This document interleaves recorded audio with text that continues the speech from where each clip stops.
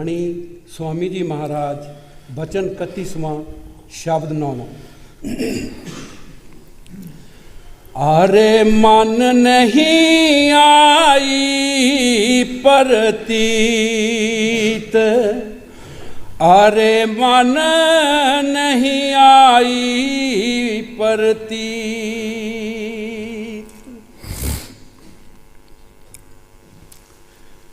ये बाणी स्वामी जी महाराज दी है।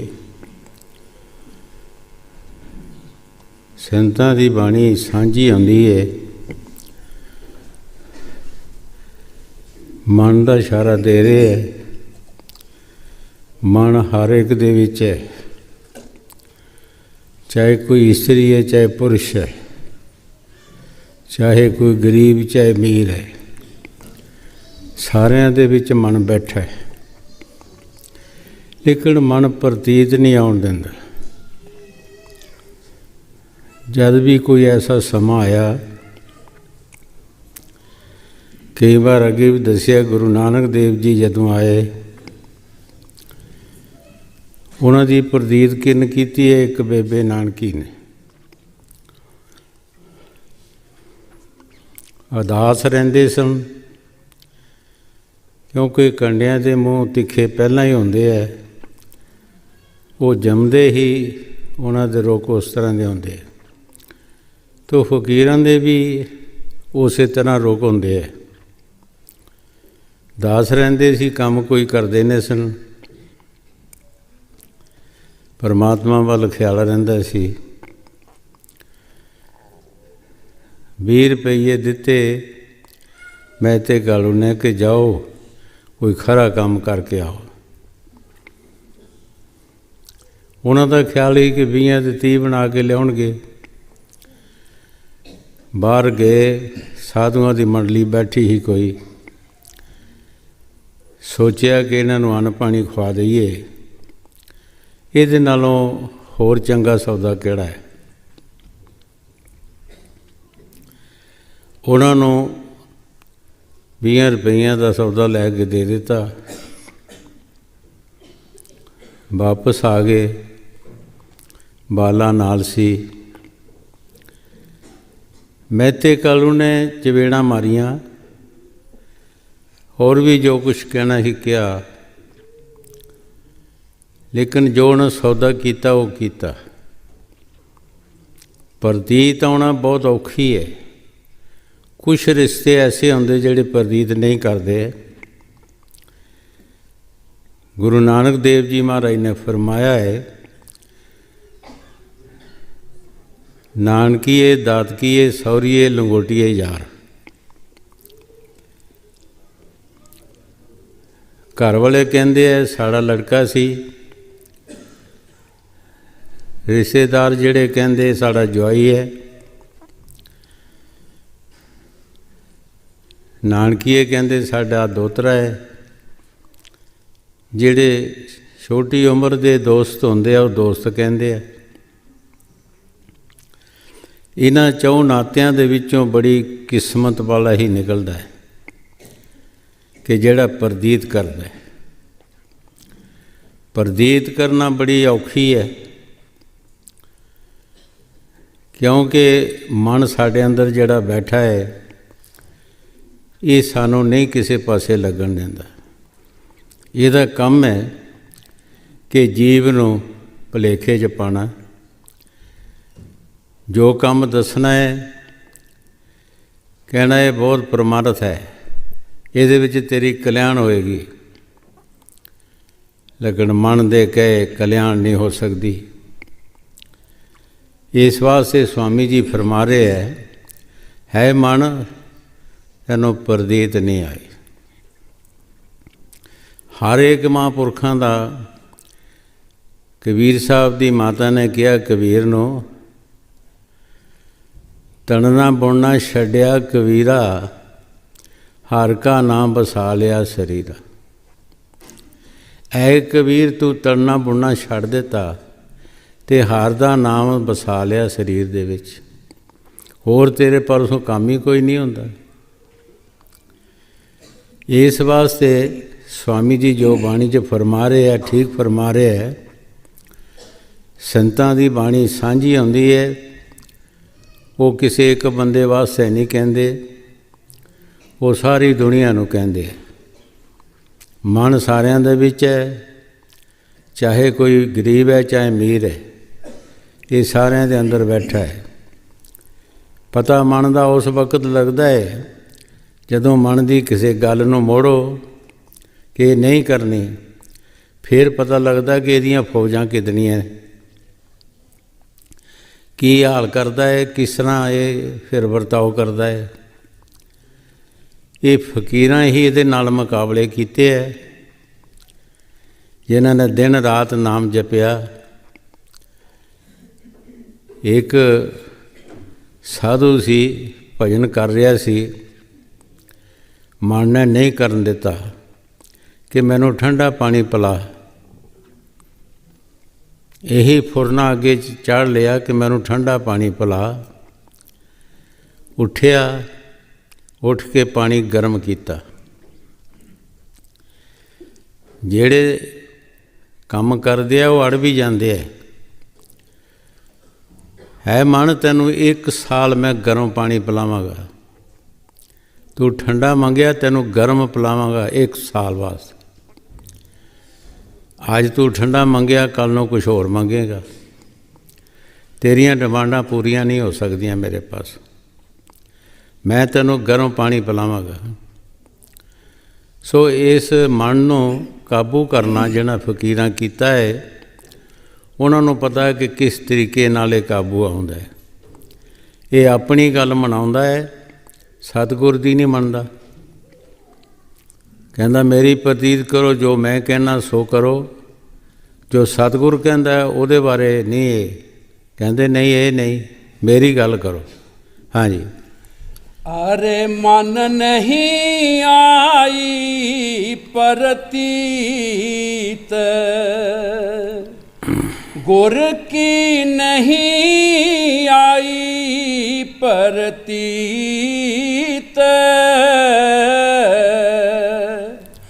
अब तक नहीं आई परतीत।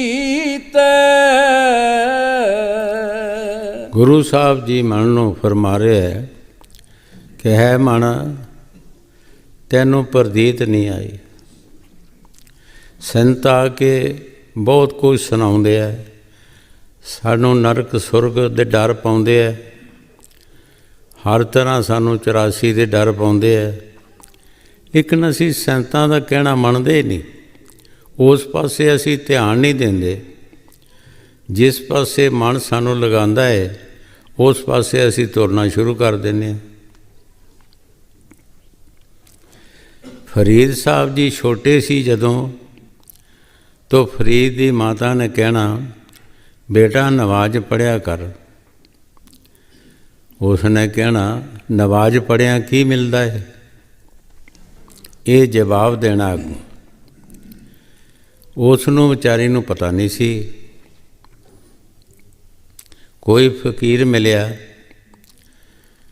क्या जी मेरा बेटा नवाज नहीं पढ़ता। जे मैं कहनी हाँ तो कहता कि नवाज पढ़िया की मिलता है। उसने कहा तू इस तरह करया कर, इहदी सफ ते थल्ले 1 टके की शक्कर लैके रख दिया कर। जदों ये कहे कि की मिलता, तू कहना कि शक्कर मिलती है। जदों कहा कि बेटा नवाज पढ़िया कर,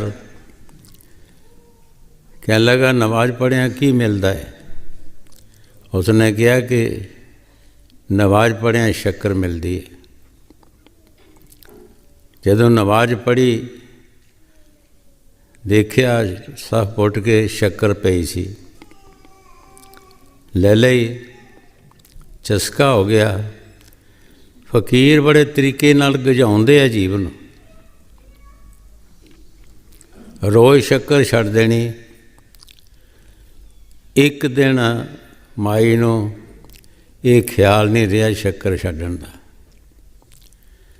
सोचदी है कि हुण जे शक्कर नहीं इस नूं मिली, इस ने मुड़ के नमाज नहीं पढ़नी। हे खुदा, ये वाहिगुरु परमात्मा, मेरी अज लाज रख। जे इसनों शक्कर नहीं मिली तो इसने मुड़ के नमाज पढ़नी नहीं। फकीर गजाउंदे है जिस तरह कोई दुनिया दे विच किसी बंदे नूं कोलों पैसे दे के माड़ा काम कराउंदे। कोई शराब पिलाउंदा है, कोई जुआ खिडाउंदा है, कोई होर काम गलत कराउंदा है, कोलों पैसे दे के कराउंदे है, फिर उहदे पासों सारी उम्र लैंदे रहिंदे। फकीर भी गजाउंदे है सानूं बड़े तरीके नाल। जदों नमाज पढ़ी साह पुट्टी दे थले शक्कर पई दी सी, थले शक्कर सी पई दी। शक्कर ले ली। माता ने कहा, बेटा अज भी शक्कर मिली है तैनूं? कहंदा रोज़ ही मिलती है, अज किहड़ी बखरी मिलनी सी। कहंदी हुण वो जिहदी नमाज पढ़दा है उहदी ड्यूटी हो गई, हुण मेरी ड्यूटी खत्म है। इस तरीके नाल फकीर गजाउंदे और सानू चंगे पासे ते लगाउण दी कोशिश करदे है। और मन ने अपना जोर लगाना है, मन अपना जोर लगाउंदा है, सानू ढाण दी कोशिश करदा है। एक दूसरे दे राहें सज्जन मित्र दे मोह नाल सानू पिछे ढाण दी कोशिश करदा है। पर फकीर जिहड़े नाम जपदे है, जिहड़े उस पासे जिन्हां नूं प्रतीत आ जांदी है, वो नहीं मुड़दे। लोग अनजाने मत्तां देंदे, आशिकां मत नहीं आवे। लोग मत्तां देंदे आशिकां नूं, लेकिन आशिकां नूं मत नहीं आउंदी। वो दुनिया दी मत लैण कि जां उस मालक दी मत लैण। इस वास्ते जो कुछ स्वामी जी महाराज बाणी च फरमा रहे है, ठीक फरमा रहा है। मन अब तक तैनू कोई प्रतीत नहीं आई। सज्जन मित्र सब नाल फिरदे तुरदे फिर भी यही कहते जी कल साडे नाल काम कर रहे सी, साडे रिश्तेदार है, साडे नाल काम करते सी, अज रब्बी ताकत कित्थों आ गई है। जिस तरह महाराज तीसरी पातशाही नूं कहंदे सन। हाँ जी। गुर की नहीं आई परतीत,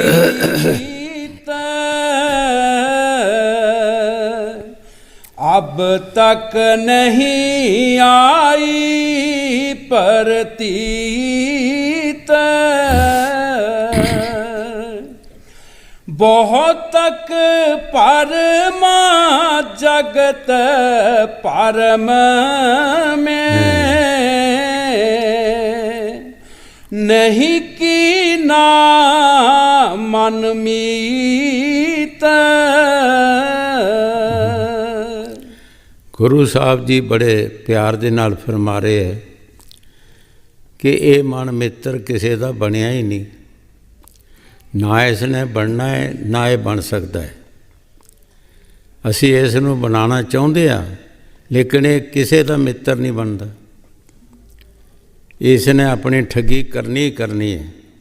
ये जीव नूं चंगे पासियों माड़े पासे ते लगाना है, ये इसका काम है। हाँ जी। बहुत तक परमा जगत परम में, नहीं की ना मन मीत। गुर संग रहता सत संग करता, चरनामृत पी खाता सीत। गुरु साहब जी बड़े प्यार दे नाल फरमा रहे हैं कि सतगुर दे संग भी रहिंदा है, ये उन्हां पासों प्रशादियाँ भी खांदा है, चरनामृत भी पींदा है, ਸਭ ਕੁਝ ਕਰਦਾ ਹੈ ਲੇਕਿਨ ਪ੍ਰਤੀਤ ਨਹੀਂ ਕਰਦਾ। ਜਦੋਂ ਵੀ ਮਨ ਦੀ ਮਰਜ਼ੀ ਹੈ, ਹੋਰਨ ਮਨ ਇਸ ਨੂੰ ਮੋੜ ਲੈਂਦਾ ਹੈ। ਜਿੱਧਰ ਮਨ ਲੈਂਦਾ ਹੈ, ਜਿਹੜੀ ਸਲਾਹ ਦੱਸਦਾ ਹੈ ਮਨ, ਸੋ ਅਸੀਂ ਕਰਦੇ ਹਾਂ। ਹਾਂਜੀ। ਗੁਰ ਸੰਗ ਰਹਿਤਾ ਸਤ ਸੰਗ ਕਰਤਾ, ਚਰਨਾਮ੍ਰਤ ਪੀ ਖਾਤਾ ਸੀਤ, ਅਬ ਜੋ ਦੇਖੀ ਹਾਲਤ ਮਨ ਕੀ, ਲਗੀ ਨਾ ਗੁਰ ਸੰਗ ਪ੍ਰੀਤ। ਗੁਰੂ ਸਾਹਿਬ ਜੀ ਬੜੇ ਪਿਆਰ ਦੇ ਨਾਲ ਫਰਮਾ ਰਹੇ ਹੈ ਕਿ ਮਨ ਦੀ ਹਾਲਤ ਜਦ ਦੇਖੀ ਤੋ ਸਤਿਗੁਰ ਦੇ ਨਾਲ ਸਾਡੀ ਪੱਕੀ ਪ੍ਰੀਤੀ ਨਹੀਂ ਲੱਗੀ। ਜਿਨ੍ਹਾਂ ਦੀ ਪੱਕੀ ਪ੍ਰੀਤੀ ਲੱਗਦੀ ਹੈ, ਕਈ ਵਾਰ ਅੱਗੇ ਵੀ ਦੱਸਿਆ ਕਿ ਗੁਰੂ ਨਾਨਕ ਦੇਵ ਦੇ ਵਕਤ ਪੋਹ ਮਾਘ ਦੀਆਂ ਰਾਤਾਂ ਸਨ। ਗੁਰੂ ਸਾਹਿਬ ਨੇ ਸਭ ਆਪਣੇ ਨਿਕਟਵਰਤੀ ਜਿਹੜੇ ਸਨ ਸਾਰਿਆਂ ਨੂੰ ਬੁਲਾਇਆ। ਕਹਿਣ ਲੱਗੇ ਮੇਰੇ ਕੱਪੜੇ ਧੋ ਕੇ ਲਿਆਓ, ਨਾਲ ਸੁਕਾ ਕੇ ਲਿਆਓ। ਅੱਧੀ ਰਾਤ ਦਾ ਸਮਾਂ, ਰਾਵੀ ਦੇ ਕੰਢੇ ਚਲੇ ਜਾਓ, ਲੇਕਿਨ ਕਿਸੇ ਨੇ ਹਾਂ ਨਹੀਂ ਭਰੀ। ਇੱਕ ਭਾਈ ਲੈਣਾ ਉਹਨਾਂ ਦੇ ਪਾਸ ਰਹਿੰਦਾ ਸੀ, ਉਸ ਨੇ ਚੁੱਪਚਾਪ ਕੱਪੜੇ ਚੁੱਕੇ ਤੁਰ ਗਿਆ। ਉਸ ਨੇ ਕੁਝ ਨਹੀਂ ਸੋਚਿਆ, ਸੋਚਣ ਦੀ ਗੁੰਜਾਇਸ਼ ਹੀ ਨਹੀਂ। ਇਹ ਮਤ ਜਿਹੜਾ ਫਕੀਰੀ ਮਤ ਹੈ, ਇਹਦੇ ਵਿੱਚ ਸੋਚਣ ਦਾ ਕੋਈ ਸਵਾਲ ਹੀ ਨਹੀਂ ਪੈਦਾ ਹੁੰਦਾ। ਇਹ ਕੁਛ ਵੀ ਨਹੀਂ ਸੋਚਿਆ। ਜਦੋਂ ਕੱਪੜੇ ਚੁੱਕੇ ਲੈ ਗਿਆ, ਰਾਵੀ ਦੇ ਕੰਢੇ ਗਿਆ, ਤੋ ਜਿਸ ਤਰ੍ਹਾਂ ਹਾੜ ਜੇਠ ਦੀ ਧੁੱਪ ਦੀ ਗਰਮੀ ਹੁੰਦੀ ਹੈ, ਇਸ ਤਰ੍ਹਾਂ ਗਰਮੀ ਸੀ। ਕੱਪੜੇ ਸਾਫ਼ ਕੀਤੇ, ਤੈਅ ਕਰਕੇ ਲੈ ਕੇ ਆ ਰਿਹਾ ਸੀ। ਫਿਰ ਆ ਕੇ ਸ਼ਹਿਰ 'ਚ ਦੇਖਿਆ ਰਾਤ ਬੜੀ ਹੁੰਦੀ ਹੈ। ਆ ਕੇ ਦਰਵਾਜ਼ਾ ਇੱਦਾਂ ਟਕੋਰਿਆ। ਗੁਰੂ ਸਾਹਿਬ ਨੇ ਅੰਦਰੋਂ ਆਵਾਜ਼ ਦਿੱਤੀ ਕਿ ਤੂੰ ਕੌਣ ਹੈ? ਚੁੱਪ ਕਰ ਗਿਆ। ਅੰਦਰ ਪਿਆਰ ਸੀ। ਜਦੋਂ ਬੰਦੇ ਦੇ ਅੰਦਰ ਬਰਾਗ ਹੋਵੇ ਤਾਂ ਫਿਰ ਉਹਨੂੰ ਸਮਝ ਨਹੀਂ ਆਉਂਦੀ ਕਿ ਮੈਂ ਕੀ ਕਹਾਂ। ਉਹ ਆਪਣੀ ਅਕਲ ਛੱਡ ਦਿੰਦਾ। ਫਿਰ ਦਰਵਾਜ਼ੇ ਨੂੰ ਟਕੋਰਿਆ। ਗੁਰੂ ਸਾਹਿਬ ਨੇ ਕਿਹਾ ਕਿ ਤੂੰ ਕੌਣ ਹੈ? ਬੋਲਿਆ ਫਿਰ ਵੀ ਨਹੀਂ। ਗੁਰੂ ਸਾਹਿਬ ਨੇ ਦਰਵਾਜ਼ਾ ਖੋਲ੍ਹਿਆ। ਖੋਲ੍ਹ ਕੇ ਕਹਿਣ ਲੱਗੇ, ਭਾਈ ਲੈਣਾ ਸੀ ਖੜਾ। ਕਹਿਣ ਲੱਗੇ ਅਸੀਂ ਇੰਨੀਆਂ ਆਵਾਜ਼ਾਂ ਮਾਰੀਆਂ, ਤੂੰ ਬੋਲਦਾ ਨਹੀਂ ਸੀ। ਕਹਿਣ ਲੱਗਾ ਸੱਚੇ ਪਾਤਸ਼ਾਹ ਮੈਂ ਕੀ ਬੋਲਦਾ? ਤੁਸੀਂ ਜੋ ਕੁਛ ਪੁੱਛਦੇ ਸੀ ਮੈਨੂੰ ਸਮਝ ਨਹੀਂ ਆਉਂਦੀ। ਤੁਸੀਂ ਕਹਿੰਦੇ ਸੀ ਕਿ ਤੂੰ ਕੌਣ ਹੈ, ਮੈਨੂੰ ਸਮਝ ਨਹੀਂ ਸੀ ਆਉਂਦੀ ਕਿ ਮੈਂ ਕੀ ਦੱਸਾਂ ਕਿ ਮੈਂ ਕੌਣ ਹਾਂ। ਮੇਰਾ ਪਤਾ ਤੁਹਾਨੂੰ ਹੈ ਕਿ ਮੈਂ ਕੌਣ ਹਾਂ, ਮੈਨੂੰ ਆਪੇ ਖੁਦ ਪਤਾ ਨਹੀਂ ਕਿ ਮੈਂ ਕੌਣ ਹਾਂ। ਰੋ ਪਿਆ। ਅੰਦਰ ਵਿਰਾਗ ਸੀ। ਗੁਰੂ ਸਾਹਿਬ ਨੇ ਘਰ ਨਾਲ ਲਾ ਲਿਆ। ਭਾਈ ਲੈਣਿਆ, ਤੂੰ ਸਾਡੇ ਪਾਸੋਂ ਕੁਝ ਲੈਣਾ ਹੈ, ਅਸੀਂ ਤੇਰਾ ਕੁਝ ਦੇਣਾ। ਗੁਰਗੱਦੀ ਵੀ ਉਹਨਾਂ ਨੂੰ ਦੇ ਦਿੱਤੀ, ਸਾਧ ਸੰਗਤ ਦੀ ਸੇਵਾ ਵੀ ਬਖਸ਼ ਦਿੱਤੀ। ਭਾਈ ਜਿਨ੍ਹਾਂ ਨੂੰ ਪ੍ਰਤੀਤ ਆਉਂਦੀ ਹੈ ਉਹ ਆਪਣੀ ਅਕਲ ਨੂੰ ਛੱਡਦੇ ਹੈ, ਇਸ ਮਨ ਦੀ ਅਕਲ ਨੂੰ ਨਹੀਂ ਲੈਂਦੇ। ਉਹ ਮੁਰਸ਼ਦ ਦੀ ਅਕਲ ਨੂੰ ਮੰਨਦੇ ਹੈ। ਸਭ ਕੁਝ ਹੁੰਦੇ ਹੋਏ ਵੀ ਅਣਜਾਣ ਬਣ ਜਾਂਦੇ ਹੈ। ਆਪਣੇ ਆਪ ਨੂੰ ਉਸਨੇ ਕਿਹਾ ਨਹੀਂ ਕਿ ਮੈਂ ਫਲਾਣਾ। ਅੱਜ ਵੀ ਤੁਸੀਂ ਅਸੀਂ ਪਿਛਲੀਆਂ ਸਾਖੀਆਂ ਪੜ੍ਹਦੇ ਹਾਂ। ਅੱਜ ਤੁਸੀਂ ਕਿਸੇ ਨੂੰ ਕਹੋ, ਉਹ ਕਹੂਗਾ ਨਹੀਂ ਅੱਬਲ ਤੇ ਜਾਣਾ ਹੀ ਨਹੀਂ। ਜੇ ਗਿਆ ਵੀ ਹੋਵੇਗਾ ਤਾਂ ਕਹੇਗਾ ਨੇ ਵੀ ਹੁਣੇ ਤੁਸੀਂ ਭੇਜਿਆ, ਹੁਣੇ ਮੈਨੂੰ ਕਹਿੰਦੇ ਕੌਣ ਹੈਗਾ। ਦੇਖੋ ਕਿੱਡੀ ਉੱਚੀ ਸੋਚ ਸਮਝ ਆ ਗਈ ਕਿ ਮਨ ਦੀ ਅਕਲ ਨਹੀਂ ਲਈ, ਚੁੱਪ ਰਿਹਾ, ਬਰਾਗ ਸੀ ਅੰਦਰ, ਰੋ ਪਿਆ। ਗੁਰੂ ਸਾਹਿਬ ਨੂੰ ਕਿਹਾ ਕਿ ਮੈਨੂੰ ਨਹੀਂ ਸੀ ਸਮਝ ਆਉਂਦੀ, ਮੈਂ ਕੀ ਕਹਿੰਦਾ, ਮੇਰਾ ਪਤਾ ਤੁਹਾਨੂੰ ਹੈ ਕਿ ਮੈਂ ਕੌਣ ਹਾਂ। ਉਸੇ ਵੇਲੇ ਗੁਰੂ ਸਾਹਿਬ ਨੇ ਗੱਲ ਨਾਲ ਲਾ ਲਿਆ।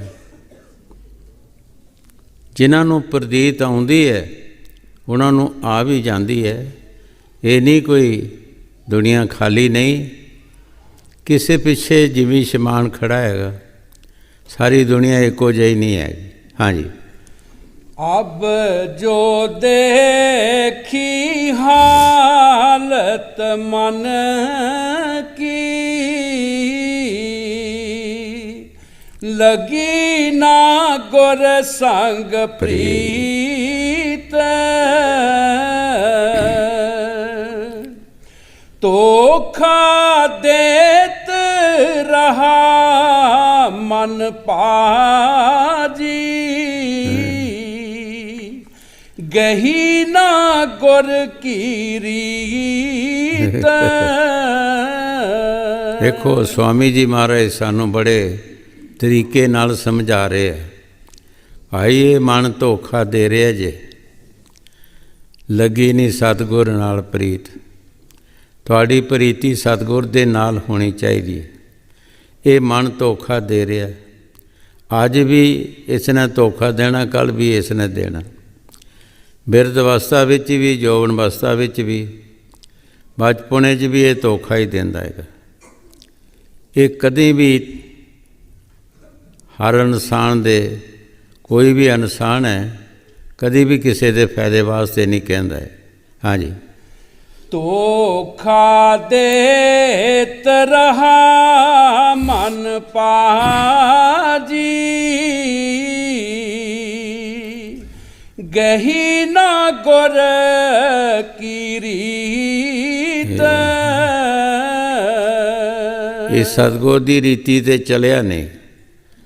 जो सतगुर की रीत सी, जो सतगुर की लैन सी, वो लैन नूं छड्ड दिता। कई बार अगे बार दसिया है कि लैन दे उत्ते गड्डी चलती है,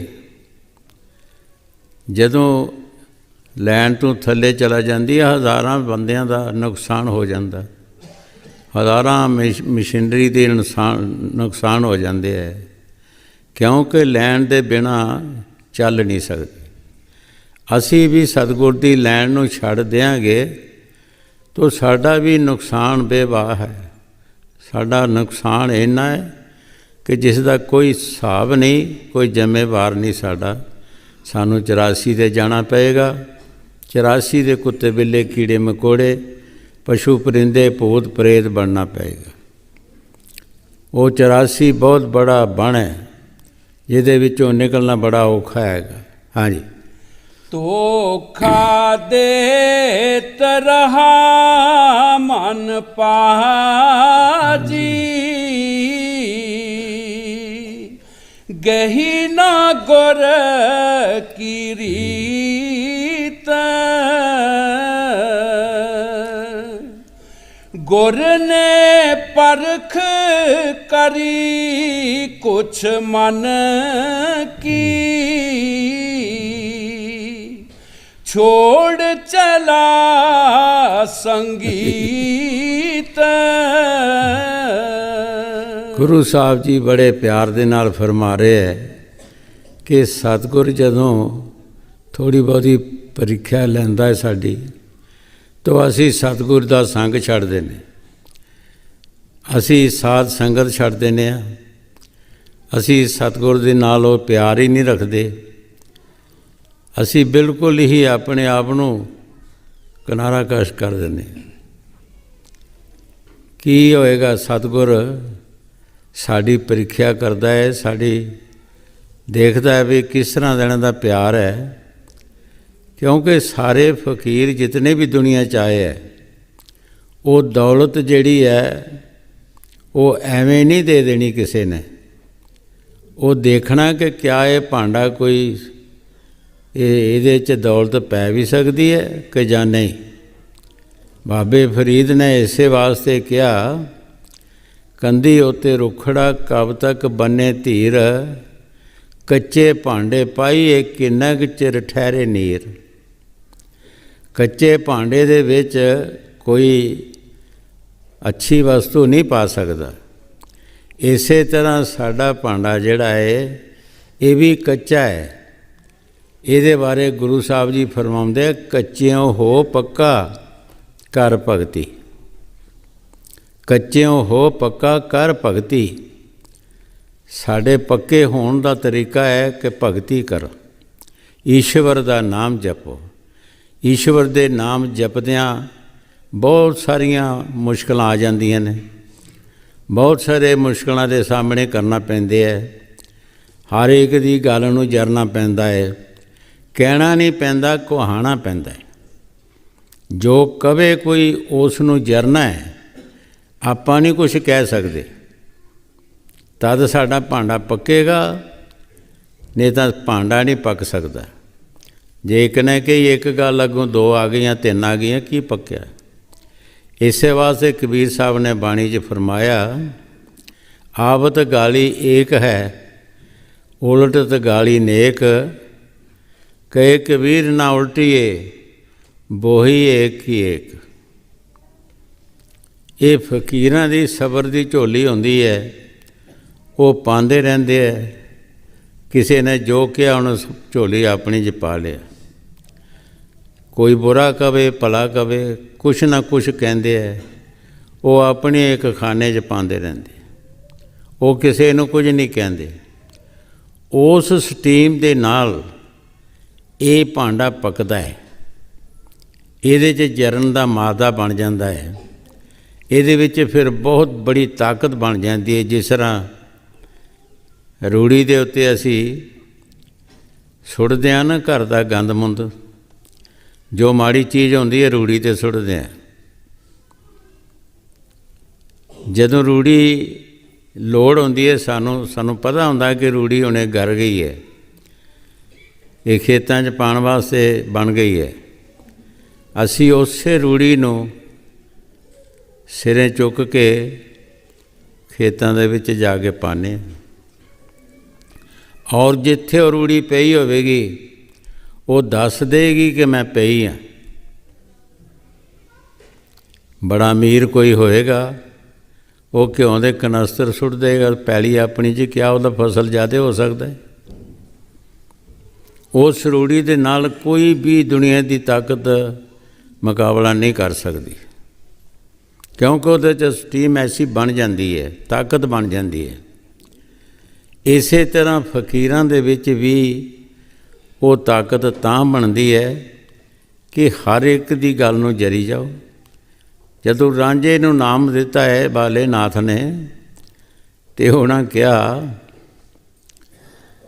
ਜਦੋਂ ਰਹਿਤਾਂ ਦੱਸੀਆਂ ਅਤੇ ਰਾਂਝਾ ਕਹਿਣ ਲੱਗਾ ਇਹ ਗੱਲ ਤਾਂ ਮਾੜੀ ਹੈ, ਇਹ ਸਾਡੇ ਕੋਲੋਂ ਤਾਂ ਨਹੀਂ ਹੋਣੀ।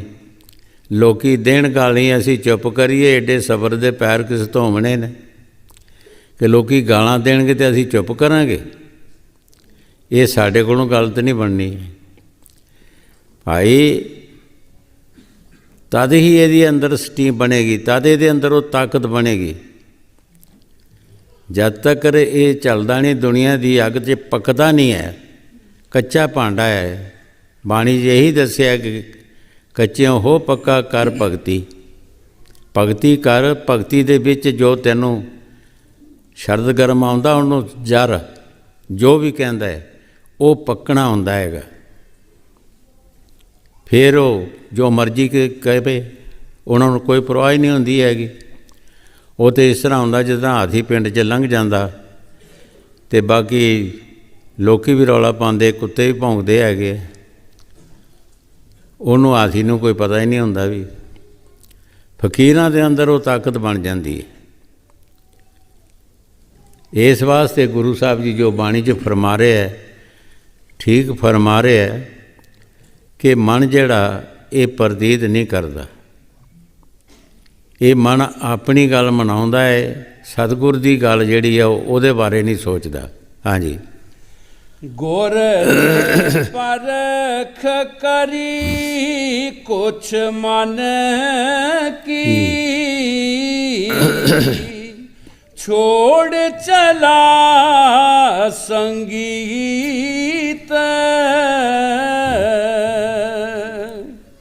ਮਨ ਮੂਰਖ ਇਹ ਕਹਾ ਨਾ ਮਾਨੇ सोता रहे कपट नहीं जीत। ਗੁਰੂ ਸਾਹਿਬ ਜੀ ਬੜੇ ਪਿਆਰ ਦੇ ਨਾਲ ਫਰਮਾ ਰਹੇ ਹੈ ਕਿ ਮਨ ਜਿਹੜਾ ਇਹ ਇੰਨਾ ਮਸਤ ਹੋਇਆ ਹੈ, ਇਹ ਪ੍ਰਤੀਤ ਨਹੀਂ ਕਰਦਾ। ਜੋ ਸਤਿਗੁਰ ਕਹਿੰਦਾ ਹੈ ਉਸ ਗੱਲ ਦੀ ਕੋਈ ਪ੍ਰਤੀਤ ਨਹੀਂ ਕਰਦਾ। ਸਤਿਗੁਰ ਕਹਿੰਦਾ ਭਾਈ ਭਜਨ ਕਰ, ਈਸ਼ਵਰ ਦਾ ਨਾਮ ਜਪ, ਸਾਧ ਸੰਗਤ ਦੀ ਸੇਵਾ ਕਰ, ਲੇਕਿਨ ਉਹਦੇ ਬਾਰੇ ਮਨ ਜਿਹੜਾ ਹੈ ਉੱਧਰ ਜਾਣ ਹੀ ਨਹੀਂ ਦਿੰਦਾ। ਹਜ਼ੂਰ ਕਈ ਵਾਰ ਫਰਮਾਉਂਦੇ ਹੁੰਦੇ ਸੀ ਕਿ ਇੰਨੀ ਕਿਸਮਤ ਮਾੜੀ ਹੋ ਜਾਂਦੀ ਹੈ ਬੰਦੇ ਦੀ, ਗਲੀਆਂ 'ਚ ਬੈਠੇ ਰਹਿੰਦੇ ਆ, ਗੱਪਾਂ ਮਾਰਦੇ ਰਹਿੰਦੇ ਅੱਗੇ ਪਿੱਛੇ, ਯਾਨੀ ਸੰਗਤ 'ਚ ਬਹਿਣਾ ਬੜਾ ਔਖਾ। ਸੰਗਤ 'ਚ ਬਹਿਣਾ ਨਹੀਂ, ਗਲੀਆਂ 'ਚ ਗੱਪਾਂ ਮਾਰਦੇ ਰਹਿਣਾ, ਇੱਕ ਦੂਸਰੇ ਦੀ ਨਿੰਦਿਆ ਕਰਦੇ ਰਹਿਣਾ ਬੈਠ ਕੇ। ਹੋਰ ਕਰਮ ਅੱਗੇ ਮਾੜਾ ਹੁੰਦਾ, ਹੋਰ ਕਰਮ ਮਾੜਾ ਬਣਾ ਲੈਣਾ, ਲੇਕਿਨ ਸੰਗਤ ਵਿੱਚ ਨਹੀਂ ਬੈਠਣਾ। ਪਰ ਇੱਕ ਫਕੀਰ ਨੇ ਫਰਮਾਇਆ ਹੈ, ਰਲ ਕੇ ਬਹਿਣਾ ਸਮਝ ਗਲੀਮਤ, ਹੋਣੀ ਇੱਕ ਜਦਾਈ। ਭਾਈ ਐਂ ਸਾਡੀ ਜਦਾਈ ਹੋਣੀ ਹੈ। ਪਤਾ ਨਹੀਂ ਅਸੀਂ ਕਰਮਾਂ ਦੇ ਅਨੁਸਾਰ ਕਿੱਥੇ ਕਿੱਥੇ ਚਲੇ ਜਾਣਾ, ਕਿੱਧਰ ਕਿੱਧਰ ਅਸੀਂ ਚਲੇ ਜਾਣਾ ਹੈ ਕਰਮਾਂ ਦੇ ਅਨੁਸਾਰ। ਜੈਸੇ ਜੈਸੇ ਕਰਮ ਕਰਾਂਗੇ ਅਸੀਂ ਇਕੱਠੇ ਨਹੀਂ ਬਹਿਣਾ, ਫਿਰ ਨਾ ਅਸੀਂ ਇਕੱਠੇ ਬਹਿ ਸਕਦੇ ਹਾਂ, ਅਸੀਂ ਨਾ ਇਕੱਠਾ ਕੋਈ ਕਰਮ ਕਰਦੇ ਹਾਂ। ਪਤਾ ਨਹੀਂ ਕਿਹੜੇ ਕਰਮ ਨੇ ਸਾਨੂੰ ਕਿੱਧਰ ਲੈ ਜਾਣਾ ਹੈਗਾ। ਸੋ ਇਸ ਵਾਸਤੇ ਫਕੀਰ ਕਹਿੰਦੇ ਆ ਕਿ ਰਲ ਕੇ ਬੈਠੋ, ਬੈਠ ਕੇ ਸੋਚੋ ਕਿ ਅਸੀਂ ਕੀ ਕਰ ਰਹੇ ਹਾਂ ਅਤੇ ਸੰਤ ਸਾਨੂੰ ਕੀ ਦੱਸ ਰਿਹਾ ਹੈ।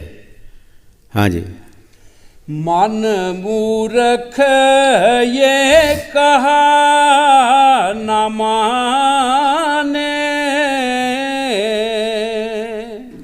सोता रहे कपट नहीं जीत क्यों कर मन को देऊं सचोटी कुटुंब जगत की लजा कीत।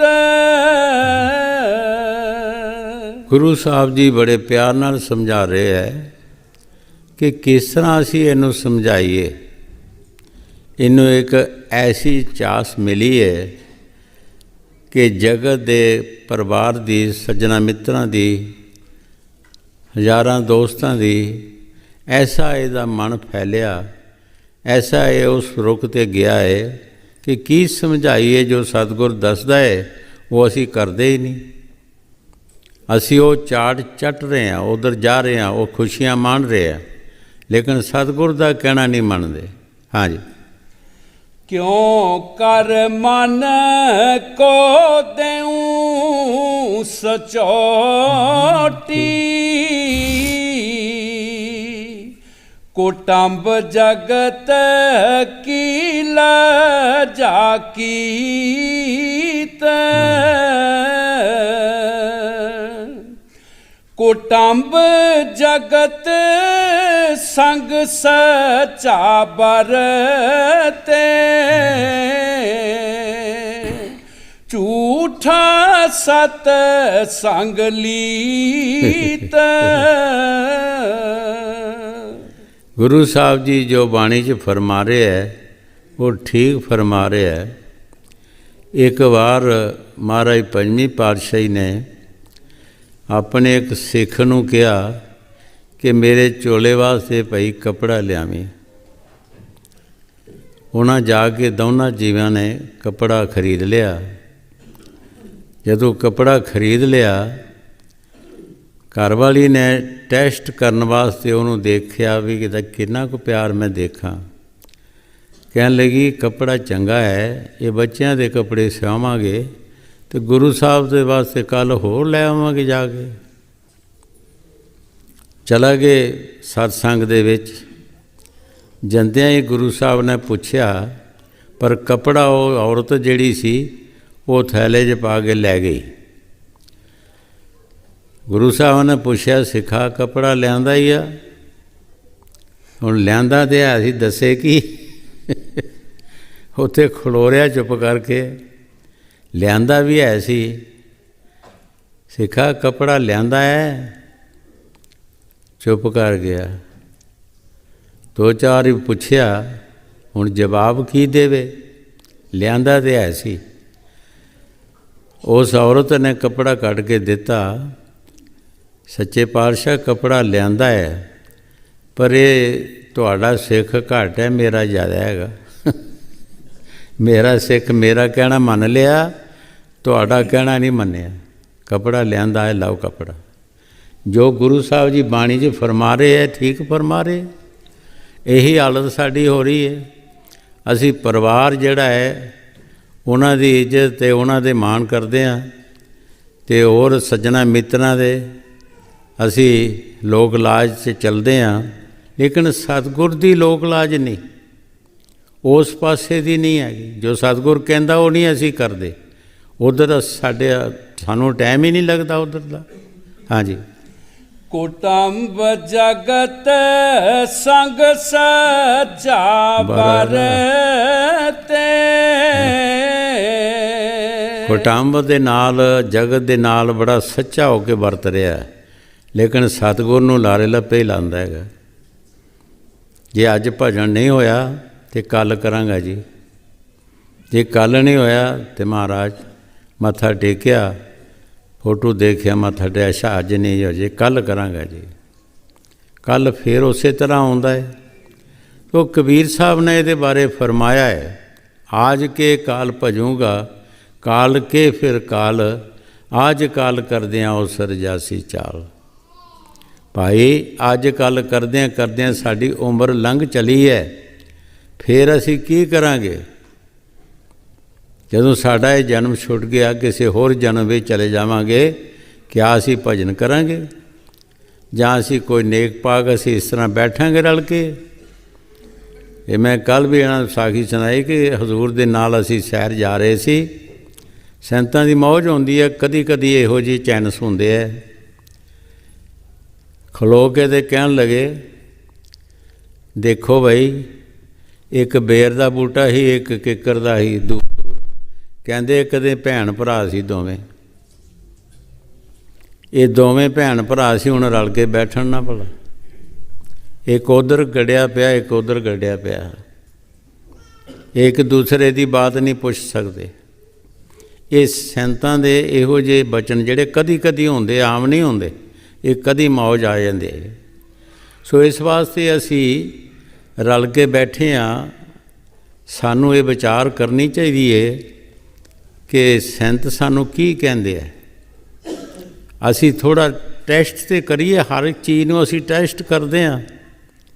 ਕੋਈ ਖਾਣਾ ਖਾਂਦੇ ਹਾਂ, ਉਹਦੇ 'ਚ ਕਮਜ਼ੋਰੀ ਹੁੰਦੀ ਹੈ, ਅਤੇ ਉਹਦੇ ਵਿੱਚ ਵੀ ਅਸੀਂ ਦੱਸ ਦਿੰਦੇ ਹਾਂ ਕਿ ਇਹ ਠੀਕ ਨਹੀਂ ਹੈ ਬਣਿਆ, ਜਾਂ ਇਹਦੇ 'ਚ ਲੂਣ ਨਹੀਂ, ਜਾਂ ਮਿਰਚ ਨਹੀਂ ਹੈ। ਜੇ ਕੋਈ ਕੱਪੜਾ ਨਹੀਂ ਹੁੰਦਾ ਦੇਖਦੇ ਹਾਂ ਤਾਂ ਉਹ ਵੀ ਕਹਿੰਦੇ ਇਹ ਚੰਗਾ ਨਹੀਂ ਹੈ, ਠੀਕ ਨਹੀਂ। ਹੋਰ ਕਈ ਚੀਜ਼ਾਂ ਨੂੰ ਅਸੀਂ ਟੈਸਟ ਕਰਦੇ ਹਾਂ।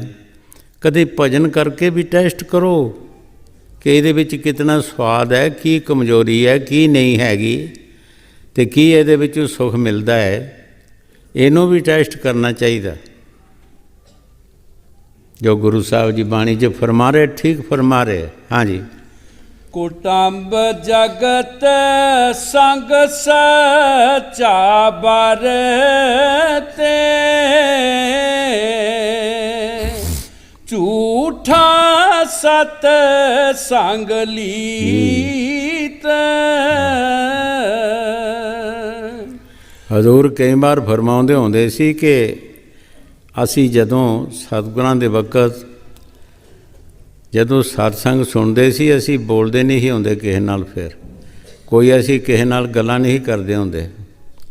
ਸਤਸੰਗ ਦੇ ਵਿੱਚ ਇਹ ਹੁੰਦਾ ਕਿ ਹਰ ਇੱਕ ਬੰਦੇ ਦੇ ਅੰਦਰ ਉਹ ਇੱਕ ਖਾਨਾ ਅੰਮ੍ਰਿਤ ਨਾਲ ਭਰਿਆ ਜਾਂਦਾ ਹੈ, ਪਿਆਰ ਨਾਲ ਭਰਿਆ ਜਾਂਦਾ ਹੈ। ਹਰ ਬੰਦੇ ਦੇ ਅੰਦਰ ਇੱਕ ਖਾਨਾ ਹੈ ਜਿਹੜਾ ਪਿਆਰ ਦੇ ਨਾਲ ਭਰਿਆ ਜਾਂਦਾ ਹੈ।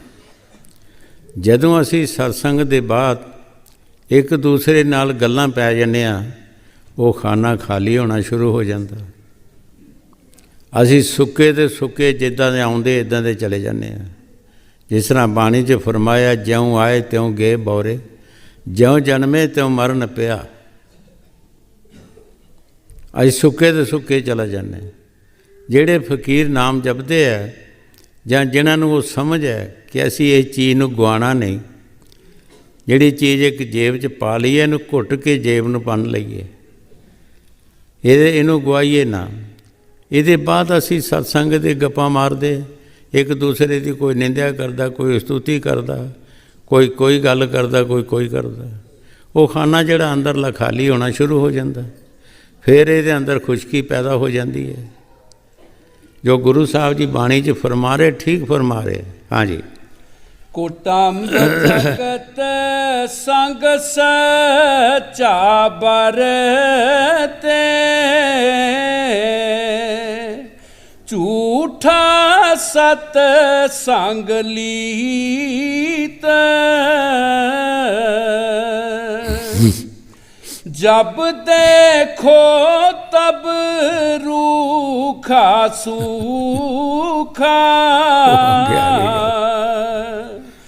गुर दर्शन में नहीं हुलसीत। जो पिछे असी कह चुके हैं वो अगे आ गई है कि जब देखो रुखे दा रुखा, कोई तरी नहीं, कोई प्यार नहीं, कोई अंदर सोच समझ नहीं, वो जिदा का आया त्यों का चला गया। वो साढ़े अंदर जिहड़ा प्यार है वो निकल जाता, वो मुड़ के वो चीज़ आउंदी नहीं। जिस तरह किसी बोतल का ढक्कन पुट दो, वो अंदर जिहड़ा सत हुंदा है वो निकल जाता है, लभेगा भी नहीं तुहानूं किधर गया, खाली बोतल रह जाएगी। इस तरह साड़ा शरीर खाली हो जाता। सानू चाहिदा है कि इहदे बाद असीं सिमरन करिए और किसी की गल ना करिए, चाहे कोई चंगा है चाहे माड़ा है। स्वामी जी महाराज जो बाणी च फरमाया, निंदिया बुरी जग माही, पापी दी भी करनी नहीं। भाई पापी दी भी ना करो, पाप ना ओदा हिस्सा ना लाओ। एक करन वाले नूं सुनन वाले नूं दोनों नूं पाप लगता है। करन वाले नूं भी ते सुनन वाले नूं भी पाप लगता है।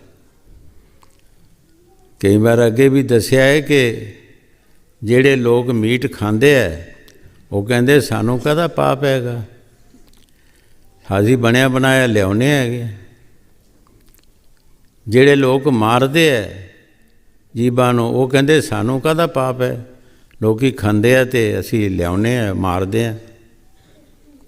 ते लिखिया है, खाण वाले जे ना खावन, मारन वाले क्यों मारन, मारन वाले जे ना मारन, खाण वाले कित्थों खावन। पाप दोनों नूं लगदा है, बचदा कोई भी नहीं हैगा। इन्हां चों कोई नहीं बच सकदा।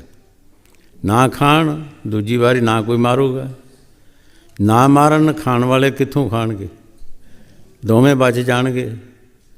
इस तरह निंदिया सुनने वाला भी और करने वाला भी ये बच नहीं सकते। इन्हां ने कर्म भुगतना ही भुगतना, कोई भी होवे, चाहे कोई स्त्री है चाहे पुरुष है, ये भुगतना ही भुगतना है। जो संतान लिखिया है वो बिल्कुल पत्थर ते लीक है। हाँ जी। जब देखो तब रूखा सूखा, गुर दर्शन में नहीं हुलसीत।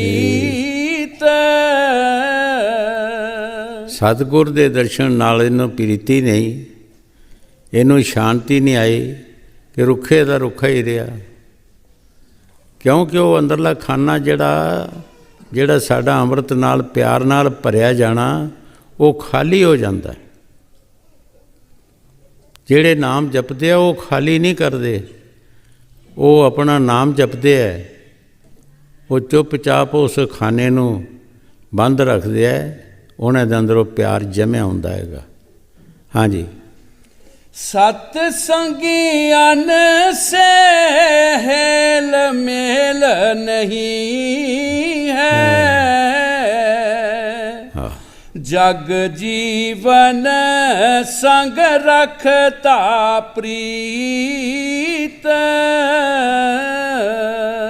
ਗੁਰੂ ਸਾਹਿਬ ਜੀ ਬੜੇ ਪਿਆਰ ਦੇ ਨਾਲ ਫਰਮਾ ਰਿਹਾ ਹੈ ਕਿ ਸਤ ਸੰਗੀਆਂ ਦੇ ਨਾਲ ਇਹ ਹਿਲ ਮਿਲ ਕੇ ਚੱਲਦਾ ਨਹੀਂ, ਰਲ ਮਿਲ ਕੇ, ਔਰ ਜਗਤ ਦੇ ਕੰਮਾਂ ਨਾਲ ਪ੍ਰੀਤੀ ਰੱਖਦਾ ਹੈ, ਉਹਨਾਂ ਨਾਲ ਜ਼ਿਆਦਾ ਪਿਆਰ ਕਰਦਾ ਹੈ, ਔਰ ਸਤ ਸੰਗੀਆਂ ਦੇ ਨਾਲ ਪਿਆਰ ਨਹੀਂ ਕਰਦਾ, ਉਹਨਾਂ ਨਾਲ ਰਲ ਕੇ ਨਹੀਂ ਚੱਲਦਾ। ਫਿਰ ਇਹ ਫਾਇਦਾ ਕਿੱਥੋਂ ਲਏਗਾ? ਜਗਤ ਵਿੱਚੋਂ ਤਾਂ ਫਾਇਦਾ ਸਾਨੂੰ ਮਿਲਣਾ ਨਹੀਂ।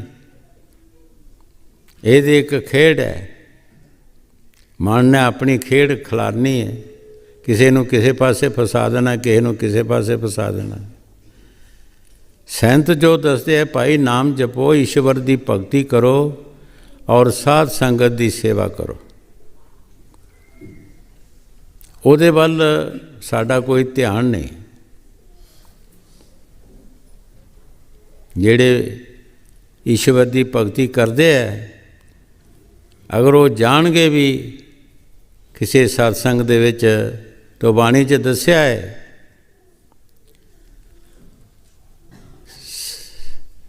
ਸਾਧ ਜਿਹੜੇ ਹੈ ਜਾਂਦੇ ਹੈ, ਉਹ ਕਿਸੇ ਨੂੰ ਉਡੀਕਦੇ ਨਹੀਂ, ਉਹ ਕੋਈ ਸਾਥ ਨਹੀਂ ਲੱਭਦੇ, ਉਹ ਤੁਰੀ ਜਾਂਦੇ ਆ, ਉਹ ਪਿੱਛੇ ਪੈਰ ਨਹੀਂ ਦਿੰਦੇ, ਨਾ ਪਿੱਛੇ ਦਿਖਦੇ ਹੈਗੇ। ਕਈ ਵਾਰ ਅੱਗੇ ਵੀ ਦੱਸਿਆ ਕਿ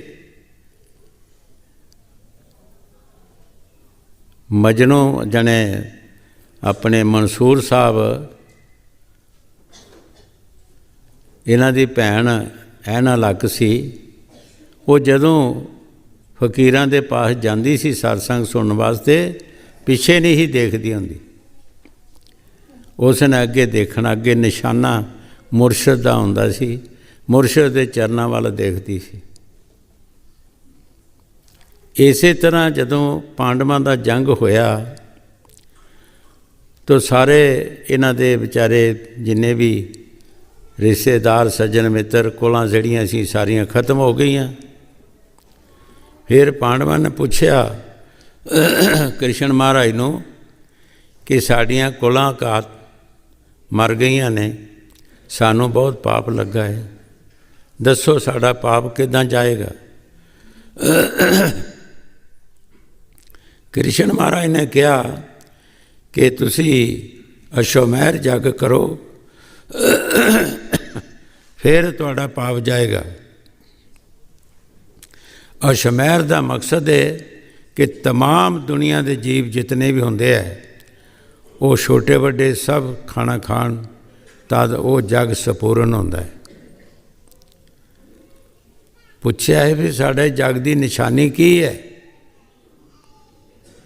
ਉਹਨਾਂ ਦੱਸਿਆ ਕਿ ਜਦੋਂ ਤੁਹਾਡਾ ਜਗ ਸੰਪੂਰਨ ਹੋਏਗਾ ਤਾਂ ਇੱਥੇ ਘੰਟੇ ਦੀ ਆਵਾਜ਼ ਆਏਗੀ, ਸਾਰੀ ਦੁਨੀਆ ਖਾ ਕੇ ਚਲਾ ਗਈ, ਬੜੇ ਬੜੇ ਰਿਸ਼ੀ ਮੁਨੀ ਆਏ, ਉਹ ਖਾ ਕੇ ਚਲਾ ਗਏ, ਘੰਟੇ ਦੀ ਆਵਾਜ਼ ਨਹੀਂ ਆਈ।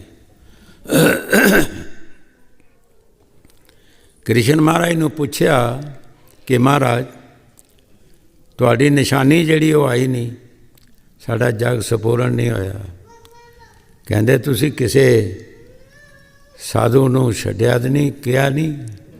ਕਹਿੰਦੇ ਇੱਕ ਰਿਸ਼ੀ ਵਾਲਮੀਕ ਨੂੰ ਨਹੀਂ ਕਿਹਾ, ਬਾਕੀ ਸਾਰਿਆਂ ਨੂੰ ਕਿਹਾ ਹੈ। ਸਭ ਰਿਸ਼ੀ ਮੁਨੀ ਸਾਰੇ ਖਾ ਕੇ ਚਲਾ ਗਏ, ਅਤੇ ਬੰਦਗੀ ਵਾਲਾ ਉਹੋ ਹੀ ਸੀ। ਬਾਣੀ 'ਚ ਵੀ ਦੱਸਿਆ ਜਗ ਮੇਂ ਉਤਮ ਕੱਢੀਏ ਬਿਰਲੇ ਕੋਈ ਕੋਈ। ਜਿਸ ਨੇ ਜਗ ਸੰਪੂਰਨ ਕਰਨਾ ਸੀ ਉਸ ਨੂੰ ਕਿਹਾ ਨਹੀਂ, ਜਾਓ ਜਾ ਕੇ ਮਿਹਨਤ ਕਰੋ ਉਹਨਾਂ ਦੇ ਅੱਗੇ, ਔਰ ਉਹਨਾਂ ਨੂੰ ਰਸੋਈ 'ਚ ਬਿਠਾ ਕੇ ਖਵਾਇਓ ਖਾਣਾ। ਜਾ ਕੇ ਪਾਂਡਵਾਂ ਨੇ ਪੰਜੇ ਪਾਂਡਵ ਗਏ, ਉਹਨਾਂ ਕਿਹਾ ਮਹਾਰਾਜ ਸਾਡਾ ਜਗ ਸਪੂਰਨ ਕਰੋ, ਚਲੋ ਜਗ ਖਾਓ। ਉਸ ਵੇਲੇ ਉਹਨਾਂ ਨੂੰ ਕਿਹਾ ਕਿ ਅਸੀਂ ਕਿਸੇ ਦੇ ਘਰ ਰੋਟੀ ਖਾਣ ਨਹੀਂ ਜਾਂਦੇ। ਸਾਧੂ ਭੁੱਖੇ ਭਾਵ ਕੇ ਭੋਜਨ ਭੁੱਖੇ ਨਹੀਂ, ਜੋ ਸਾਧੂ ਭੋਜਨ ਭੁੱਖੇ ਸੋ ਸਾਧੂ ਵੀ ਨਹੀਂ। ਕੋਤਰਾ ਸੋ ਸ਼ੁਮੈਰ ਜੱਗ ਦਾ ਕੋਈ ਫਲ ਦੇਗਾ, ਫਿਰ ਉਹਦੇ ਘਰ ਜਾਂਦੇ ਹਾਂ ਅਸੀਂ, ਨਹੀਂ ਤਾਂ ਨਹੀਂ ਜਾਂਦੇ। ਉਹਨਾਂ ਦਾ ਇੱਕ ਜੱਗ ਨਹੀਂ ਸੀ ਸਪੂਰਨ ਹੋ ਰਿਹਾ, ਇੱਕ ਸਵਾਲ ਸੀ ਉਹ ਕੱਢ ਨਹੀਂ ਸਕੇ। ਵਾਪਸ ਆ ਗਏ। ਦ੍ਰੋਪਦ ਨੇ ਪੁੱਛਿਆ ਕਿ ਕਿਆ ਮਹਾਂਪੁਰਖ ਨਹੀਂ ਆਏ? ਕਹਿੰਦੇ ਜੀ ਨਹੀਂ ਆਏ। ਉਹਨਾਂ ਦੀ ਬਹੁਤ ਬੜੀ ਡਿਮਾਂਡ ਹੈ, ਸਾਡਾ ਇੱਕ ਜੱਗ ਸਪੂਰਨ ਨਹੀਂ ਹੋ ਰਿਹਾ, ਉਹ ਕੋਤਰਾ ਸੌ ਦਾ ਫਲ ਮੰਗ ਰਹੇ ਹੈ। ਦ੍ਰੋਪਦ ਨੇ ਸੋਚਿਆ ਕਿ ਇਹਨਾਂ ਨੂੰ ਉਹ ਸਵਾਲ ਕੱਢਣਾ ਨਹੀਂ ਆਇਆ। ਕਹਿੰਦੇ ਕਿ ਤੁਸੀਂ ਹੁਕਮ ਕਰੋ ਤੇ ਮੈਂ ਜਾਵਾਂ। ਕਹਿੰਦੇ ਜਾਓ। ਦ੍ਰੋਪਦ ਚਲਾ ਗਈ। ਜਦੋਂ ਆਪਣੇ ਰਾਜ ਮਹਾਲਾਂ 'ਚੋਂ ਨਿਕਲੀ ਤਾਂ ਰਿਸ਼ੀ ਵਾਲਮੀਕ ਦੇ ਚਰਨਾਂ ਵੱਲ ਧਿਆਨ ਰੱਖਿਆ ਔਰ ਕਿਸੇ ਪਾਸੇ ਨਹੀਂ ਧਿਆਨ ਰੱਖਿਆ, ਬਿਲਕੁਲ ਨਿਸ਼ਾਨੇ 'ਤੇ, ਔਰ ਕਦਮ ਕਦਮ ਪਰ ਉਹਨਾਂ ਦਾ ਨਾਮ ਜਪਦੀ ਗਈ। ਜਦੋਂ ਗਏ ਉੱਥੇ ਕਹਿਣ ਲੱਗੇ ਮਹਾਰਾਜ ਚਲੋ ਸਾਡਾ ਜਗ ਸਪੂਰਨ ਕਰੋ, ਦਿਆ ਕਰੋ। ਰਿਸ਼ੀ ਵਾਲਮੀਕ ਨੇ ਕਿਹਾ ਬੇਟੀ ਤੈਨੂੰ ਪਤਾ ਹੈ ਮੇਰੀ ਸ਼ਰਤ ਦਾ? ਕਹਿੰਦੇ ਜੀ ਹਾਂ, ਅਸੀਂ ਪੂਰੀ ਕਰਾਂਗੇ ਤੁਹਾਡੀ ਸ਼ਰਤ। ਤੁਸੀਂ ਇਹ ਦੱਸੋ ਕਿ ਤੁਹਾਡੇ ਜੇ ਮਹਾਂਪੁਰਖਾਂ ਪਾਸੋਂ ਅਸੀਂ ਸੁਣਿਆ ਹੈ ਕਿ ਇੱਕ ਇੱਕ ਕਦਮ ਜਦੋਂ ਕਿਸੇ ਮਹਾਂਪੁਰਖਾਂ ਦੇ ਆਸ਼ਰਮ ਜਾਈਏ, ਉਹਨਾਂ ਦੇ ਪਾਸ ਜਾਈਏ ਤਾਂ ਇੱਕ ਮਨ ਹੋ ਕੇ, ਇੱਕ ਧਿਆਨ ਹੋ ਕੇ ਜਾਈਏ ਅਤੇ ਇੱਕ ਇੱਕ ਕਦਮ ਦਾ ਸ਼ੁਮੈਰ ਜੱਗ ਦਾ ਫਲ ਹੁੰਦਾ ਹੈ। ਕੀ ਠੀਕ ਹੈ ਇਹ ਗੱਲ? ਉਹਨਾਂ ਕਿਹਾ ਹਾਂ ਠੀਕ ਹੈ। ਕਹਿੰਦੇ ਫਿਰ ਜਦ ਮੈਂ ਘਰੋਂ ਤੁਰੀ ਹਾਂ ਆਪਣੇ ਰਾਜ ਮਹੱਲਾਂ 'ਚੋਂ, ਮੈਂ ਤੁਹਾਡੇ ਚਰਨਾਂ ਵੱਲ ਧਿਆਨ ਰੱਖਿਆ, ਮੇਰਾ ਧਿਆਨ ਹੋਰ ਕਿਤੇ ਨਹੀਂ ਗਿਆ, ਔਰ ਤੁਹਾਡਾ ਹੀ ਨਾਮ ਜਪਤੀ ਆਈ ਹਾਂ। ਤੁਸੀਂ ਕੋਤਰਾ ਸੌ ਦਾ ਫਲ ਲੈ ਲਓ, ਮੇਰੇ ਕਦਮ ਗਿਣ ਲਓ ਕਿੰਨੇ ਕਦਮ ਆਏ, ਬਾਕੀ ਤਾਂ ਮੈਨੂੰ ਦਿਓ। ਰਿਸ਼ੀ ਵਾਲਮੀਕ ਜੀ ਉਹ ਲਾਜਵਾਬ ਹੋ ਗਏ, ਆਉਣਾ ਪਿਆ। ਪਰ ਹਰ ਬੰਦੇ ਦੇ ਵਿੱਚ ਮਾਣ ਹੁੰਦਾ ਹੈ। ਦ੍ਰੋਪਦ ਵਿੱਚ ਇਹ ਮਾਣ ਸੀ ਕਿ ਜਿਹੜਾ ਖਾਣਾ ਮੈਂ ਬਣਾਉਂਦੀ ਹਾਂ ਇਹ ਕੋਈ ਔਰਤ ਨਹੀਂ ਬਣਾ ਸਕਦੀ। ਇਹ ਮਾਣ ਸੀ। ਫਕੀਰਾਂ ਦਾ ਮਕਸਦ ਹੁੰਦਾ ਹੈ ਕਿ ਜੀਵ ਮਾਣ ਨਾ ਕਰੇ। ਤੇਰਾ ਮਾਣ ਖੁਦਾ ਨੂੰ ਨਾ ਭਾਵੇ, ਬੰਦਿਆ ਤੂੰ ਮਾਣ ਨਾ ਕਰ। ਹੈ ਇਨਸਾਨ ਤੂੰ ਕਿਸ ਚੀਜ਼ ਦਾ ਮਾਣ ਕਰਦਾ ਹੈ? ਉਹ ਪਰਮਾਤਮਾ ਭਾਉਂਦਾ ਨਹੀਂ। ਦ੍ਰੋਪਦ ਨੇ ਜਦੋਂ ਖੱਟੇ ਮਿੱਠੇ ਖਾਣੇ ਬਣਾਏ, ਰਿਸ਼ੀ ਵਾਲਮੀਕ ਨੇ ਕਿਹਾ ਜੇ ਇਹਦੇ 'ਚ ਮਾਣ ਰਿਹਾ ਤਾਂ ਫਿਰ ਵੀ ਕੰਮ ਨਹੀਂ ਬਣਨਾ। ਉਹਨੇ ਸਾਰੇ ਖਾਣੇ ਇਕੱਠੇ ਕਰਕੇ ਅਤੇ ਖਾ ਲਏ। ਅਤੇ ਦ੍ਰੋਪਦ ਵਿੱਚ ਇਹ ਭਾਵ ਆ ਗਿਆ ਕਿ ਕੋਈ ਹੋਰ ਸਾਧੂ ਹੁੰਦਾ ਤਾਂ ਮੇਰੇ ਖਾਣਿਆਂ ਦਾ ਕਦਰ ਕਰਦਾ। ਇਹਨਾਂ ਕਦੇ ਖਾਧੇ ਹੀ ਨਹੀਂ ਹੋਣੇ, ਨਿੰਦਿਆ ਹੋ ਗਈ। ਦੇਖੋ ਨਿੰਦਿਆ, ਇੰਨੇ ਸਾਰੇ ਕੰਮ ਨਾਲ ਨਿੰਦਿਆ ਹੋ ਗਈ। ਉਹ ਜਿਹੜਾ ਜਗ ਸਪੂਰਨ ਹੋਣਾ ਸੀ, ਜਗ ਸਪੂਰਨ ਨਹੀਂ ਹੋਇਆ। ਘੰਟੇ ਦੀ ਆਵਾਜ਼ ਨਹੀਂ ਆਈ, ਚਲਾ ਗਏ। ਫਿਰ ਕ੍ਰਿਸ਼ਨ ਮਹਾਰਾਜ ਨੂੰ ਪੁੱਛਿਆ ਕਿ ਤੁਹਾਡੀ ਨਿਸ਼ਾਨੀ ਜਿਹੜੀ ਆ ਉਹ ਨਹੀਂ ਆਈ, ਸਾਡਾ ਜਗ ਸਪੂਰਨ ਨਹੀਂ ਹੋਇਆ। ਕਹਿਣ ਲੱਗੇ ਦ੍ਰੋਪਦ ਨੂੰ ਪੁੱਛੋ ਕੋਈ ਗਲਤੀ ਤਾਂ ਨਹੀਂ ਕੀਤੀ। ਜਦੋਂ ਦ੍ਰੋਪਦ ਨੂੰ ਪੁੱਛਿਆ ਤਾਂ ਕਹਿੰਦੀ ਹਾਂ ਮੇਰੇ ਪਾਸੋਂ ਨਿੰਦਿਆ ਹੋ ਗਈ ਸੰਤਾਂ ਦੀ। ਕਹਿੰਦੇ ਜਾਓ ਜਾ ਕੇ ਮਿਹਨਤ ਕਰੋ। ਪੰਜੇ ਪਾਂਡਵ ਛੇਵੀਂ ਦ੍ਰੋਪਦ। ਦੇਖੋ ਉਸ ਨਿੰਦਿਆ ਨੂੰ ਬਖਸ਼ਾਉਣ ਵਾਸਤੇ ਅਸੀਂ ਜਿਹਨੂੰ ਮਾਮੂਲੀ ਗੱਲ ਸਮਝਦੇ ਹਾਂ, ਇਹ ਕੋਈ ਸਾਡੇ ਸਮਝਣ ਵਿੱਚ ਨਹੀਂ ਹੈਗੀ। ਮਾਮੂਲੀ ਹੈ ਕਿ ਖਾਣੇ ਇਕੱਠੇ ਕਰਕੇ ਖਾ ਲਏ। ਕਹਿ ਦਿੱਤਾ ਕਿ ਕਿਸੇ ਹੋਰ ਕੋਈ ਸਾਧੂ ਨੂੰ ਕੋਈ ਖਾਂਦਾ ਤਾਂ ਕਦਰ ਕਰਦਾ। ਇਸ ਗੱਲ ਨੂੰ ਬਖਸ਼ਾਉਣ ਵਾਸਤੇ ਪੰਜੇ ਪਾਂਡਵ ਛੇਵੀਂ ਦ੍ਰੋਪਦ ਗਲ 'ਚ ਪੱਲੇ ਪਾ ਲਏ, ਹੱਥ ਬੰਨ੍ਹ ਲਏ, ਬੇਨਤੀਆਂ ਕਰਨ ਲੱਗੇ, ਮਹਾਰਾਜ ਸਾਨੂੰ ਬਖਸ਼ੋ, ਅਸੀਂ ਭੁੱਲ ਗਏ, ਅਸੀਂ ਭੁੱਲ ਗਏ ਹਾਂ, ਸਾਨੂੰ ਬਖਸ਼ੋ, ਸਾਡੇ 'ਤੇ ਦਇਆ ਕਰੋ। ਸੰਤਾਂ ਦਾ ਕੋਈ ਵੈਰ ਨਹੀਂ ਹੁੰਦਾ ਕਿਸੇ ਨਾਲ। ਜਦੋਂ ਅਸੀਂ ਆਪਣੀ ਭੁੱਲ ਨੂੰ ਮੰਨਦੇ ਨਹੀਂ, ਸਾਡਾ ਡਿਫੈਕਟ ਪਿਆ ਰਹਿੰਦਾ, ਵਿੱਚ ਫਰਕ ਪਿਆ ਰਹਿੰਦਾ ਸਾਡਾ। ਉਹ ਮੇਲ, ਜਿਸ ਤਰ੍ਹਾਂ ਕਈ ਵਾਰ ਦੱਸਿਆ ਹੈ ਕਿ ਮਿਕਨਾਤੀਸ ਲੋਹਾ ਜਿਹੜਾ ਉਹ ਦੂਸਰੇ ਲੋਹੇ ਨੂੰ ਖਿੱਚ ਕੇ ਆਪਣੇ ਨਾਲ ਮਿਲਾਉਂਦਾ ਹੈ, ਪਰ ਜੇ ਉਹਦੇ ਵਿੱਚ ਇੱਕ ਗੰਢੇ ਦੀ ਚਿਲੀ ਬਹੁਤ ਹੀ ਬਰੀਕ ਹੁੰਦੀ ਹੈ, ਉਹ ਦਰਮਿਆਨ 'ਚ ਰੱਖ ਦਈਏ ਤਾਂ ਕਦੇ ਵੀ ਲੋਹੇ ਨੂੰ ਨਹੀਂ ਖਿੱਚ ਸਕਦਾ। ਇਸੇ ਤਰ੍ਹਾਂ ਸਾਡੇ ਅੰਦਰ ਵੀ ਜੇ ਥੋੜ੍ਹੀ ਬਹੁਤੀ ਕੁਟਲਤਾ ਹੈ ਤਾਂ ਫਿਰ ਸਾਡਾ ਪਿਆਰ ਜਿਹੜਾ ਸਾਨੂੰ ਜੋ ਫਲ ਮਿਲਣਾ ਉਹ ਨਹੀਂ ਮਿਲ ਸਕਦਾ। ਪੰਜੇ ਪਾਂਡਵ, ਛੇਵੀਂ ਦ੍ਰੋਪਦ ਬੇਨਤੀਆਂ ਕਰਨ ਲੱਗੇ, ਸੰਤਾਂ 'ਚ ਦਇਆ ਆ ਗਈ, ਉਹ ਘੰਟੇ ਦੀ ਆਵਾਜ਼ ਆਉਣਾ ਸ਼ੁਰੂ ਹੋ ਗਈ। ਇਸ ਵਾਸਤੇ ਭਾਈ ਪਿਛਲੇ ਇਤਿਹਾਸ ਜਿਹੜੇ ਆ ਅਸੀਂ ਸੁਣਦੇ ਹਾਂ, ਪੜ੍ਹਦੇ ਹਾਂ, ਕਿਸੇ ਪਾਸੋਂ ਸੁਣਦੇ ਹਾਂ। ਅਗਰ ਅਸੀਂ ਇਹ ਕੰਮ ਕਰਾਂਗੇ, ਕਿਸੇ ਦੀ ਨਿੰਦਿਆ, ਤਾਂ ਸਾਨੂੰ ਫਲ ਕੀ ਮਿਲੇਗਾ? ਬੇਸ਼ੱਕ ਅਸੀਂ ਰੋਜ਼ ਸਤਸੰਗ ਸੁਣੀਏ, ਅਸੀਂ ਰੋਜ਼ ਜੇ ਕਿਸੇ ਦੀ ਨਿੰਦਿਆ ਕਰਦੇ ਹਾਂ ਅਤੇ ਫਿਰ ਅਸੀਂ ਤਾਂ ਇਸੇ ਤਰ੍ਹਾਂ ਜਿਸ ਤਰ੍ਹਾਂ ਬਾਣੀ 'ਚ ਦੱਸਿਆ ਹੈ, ਜਦੋਂ ਵੀ ਆਇਆ ਖੁਸ਼ਕ ਆਇਆ, ਸੁੱਕਾ ਸੱਕਾ, ਕੋਈ ਤ੍ਰੈਪਤ ਨਹੀਂ, ਕੋਈ ਪਿਆਰ ਨਹੀਂ ਅੰਦਰ, ਕੀ ਬਣੇਗਾ? ਸਾਨੂੰ ਸੰਤਾਂ ਮਹਾਂਪੁਰਖਾਂ ਦੀ ਬਾਣੀ 'ਤੇ ਅਧਿਕਾਰ ਕਰਨਾ ਚਾਹੀਦਾ, ਵਿਸ਼ਵਾਸ ਕਰਨਾ ਚਾਹੀਦਾ ਹੈ, ਔਰ ਉਸ ਤਰੀਕੇ ਦੇ ਆਪਣੀ ਉਦਾਹਰਨ ਬਣਾਉਣੀ ਹੈ, ਉਹ ਤਰੀਕੇ ਦੇ ਆਪਣੀ ਚਾਲ ਬਣਾਉਣੀ ਹੈ ਕਿ ਚਾਲ ਚੱਲਣਾ ਹੈ ਅਸੀਂ। ਹਾਂਜੀ। ਸਤ ਸੰਗੀਅਨ ਸੇ ਹਿਲ ਮੇਲ ਨਹੀਂ ਹੈ, ਜਗ ਜੀਵਨ ਸੰਗ ਰਖਤਾ ਪ੍ਰੀਤ,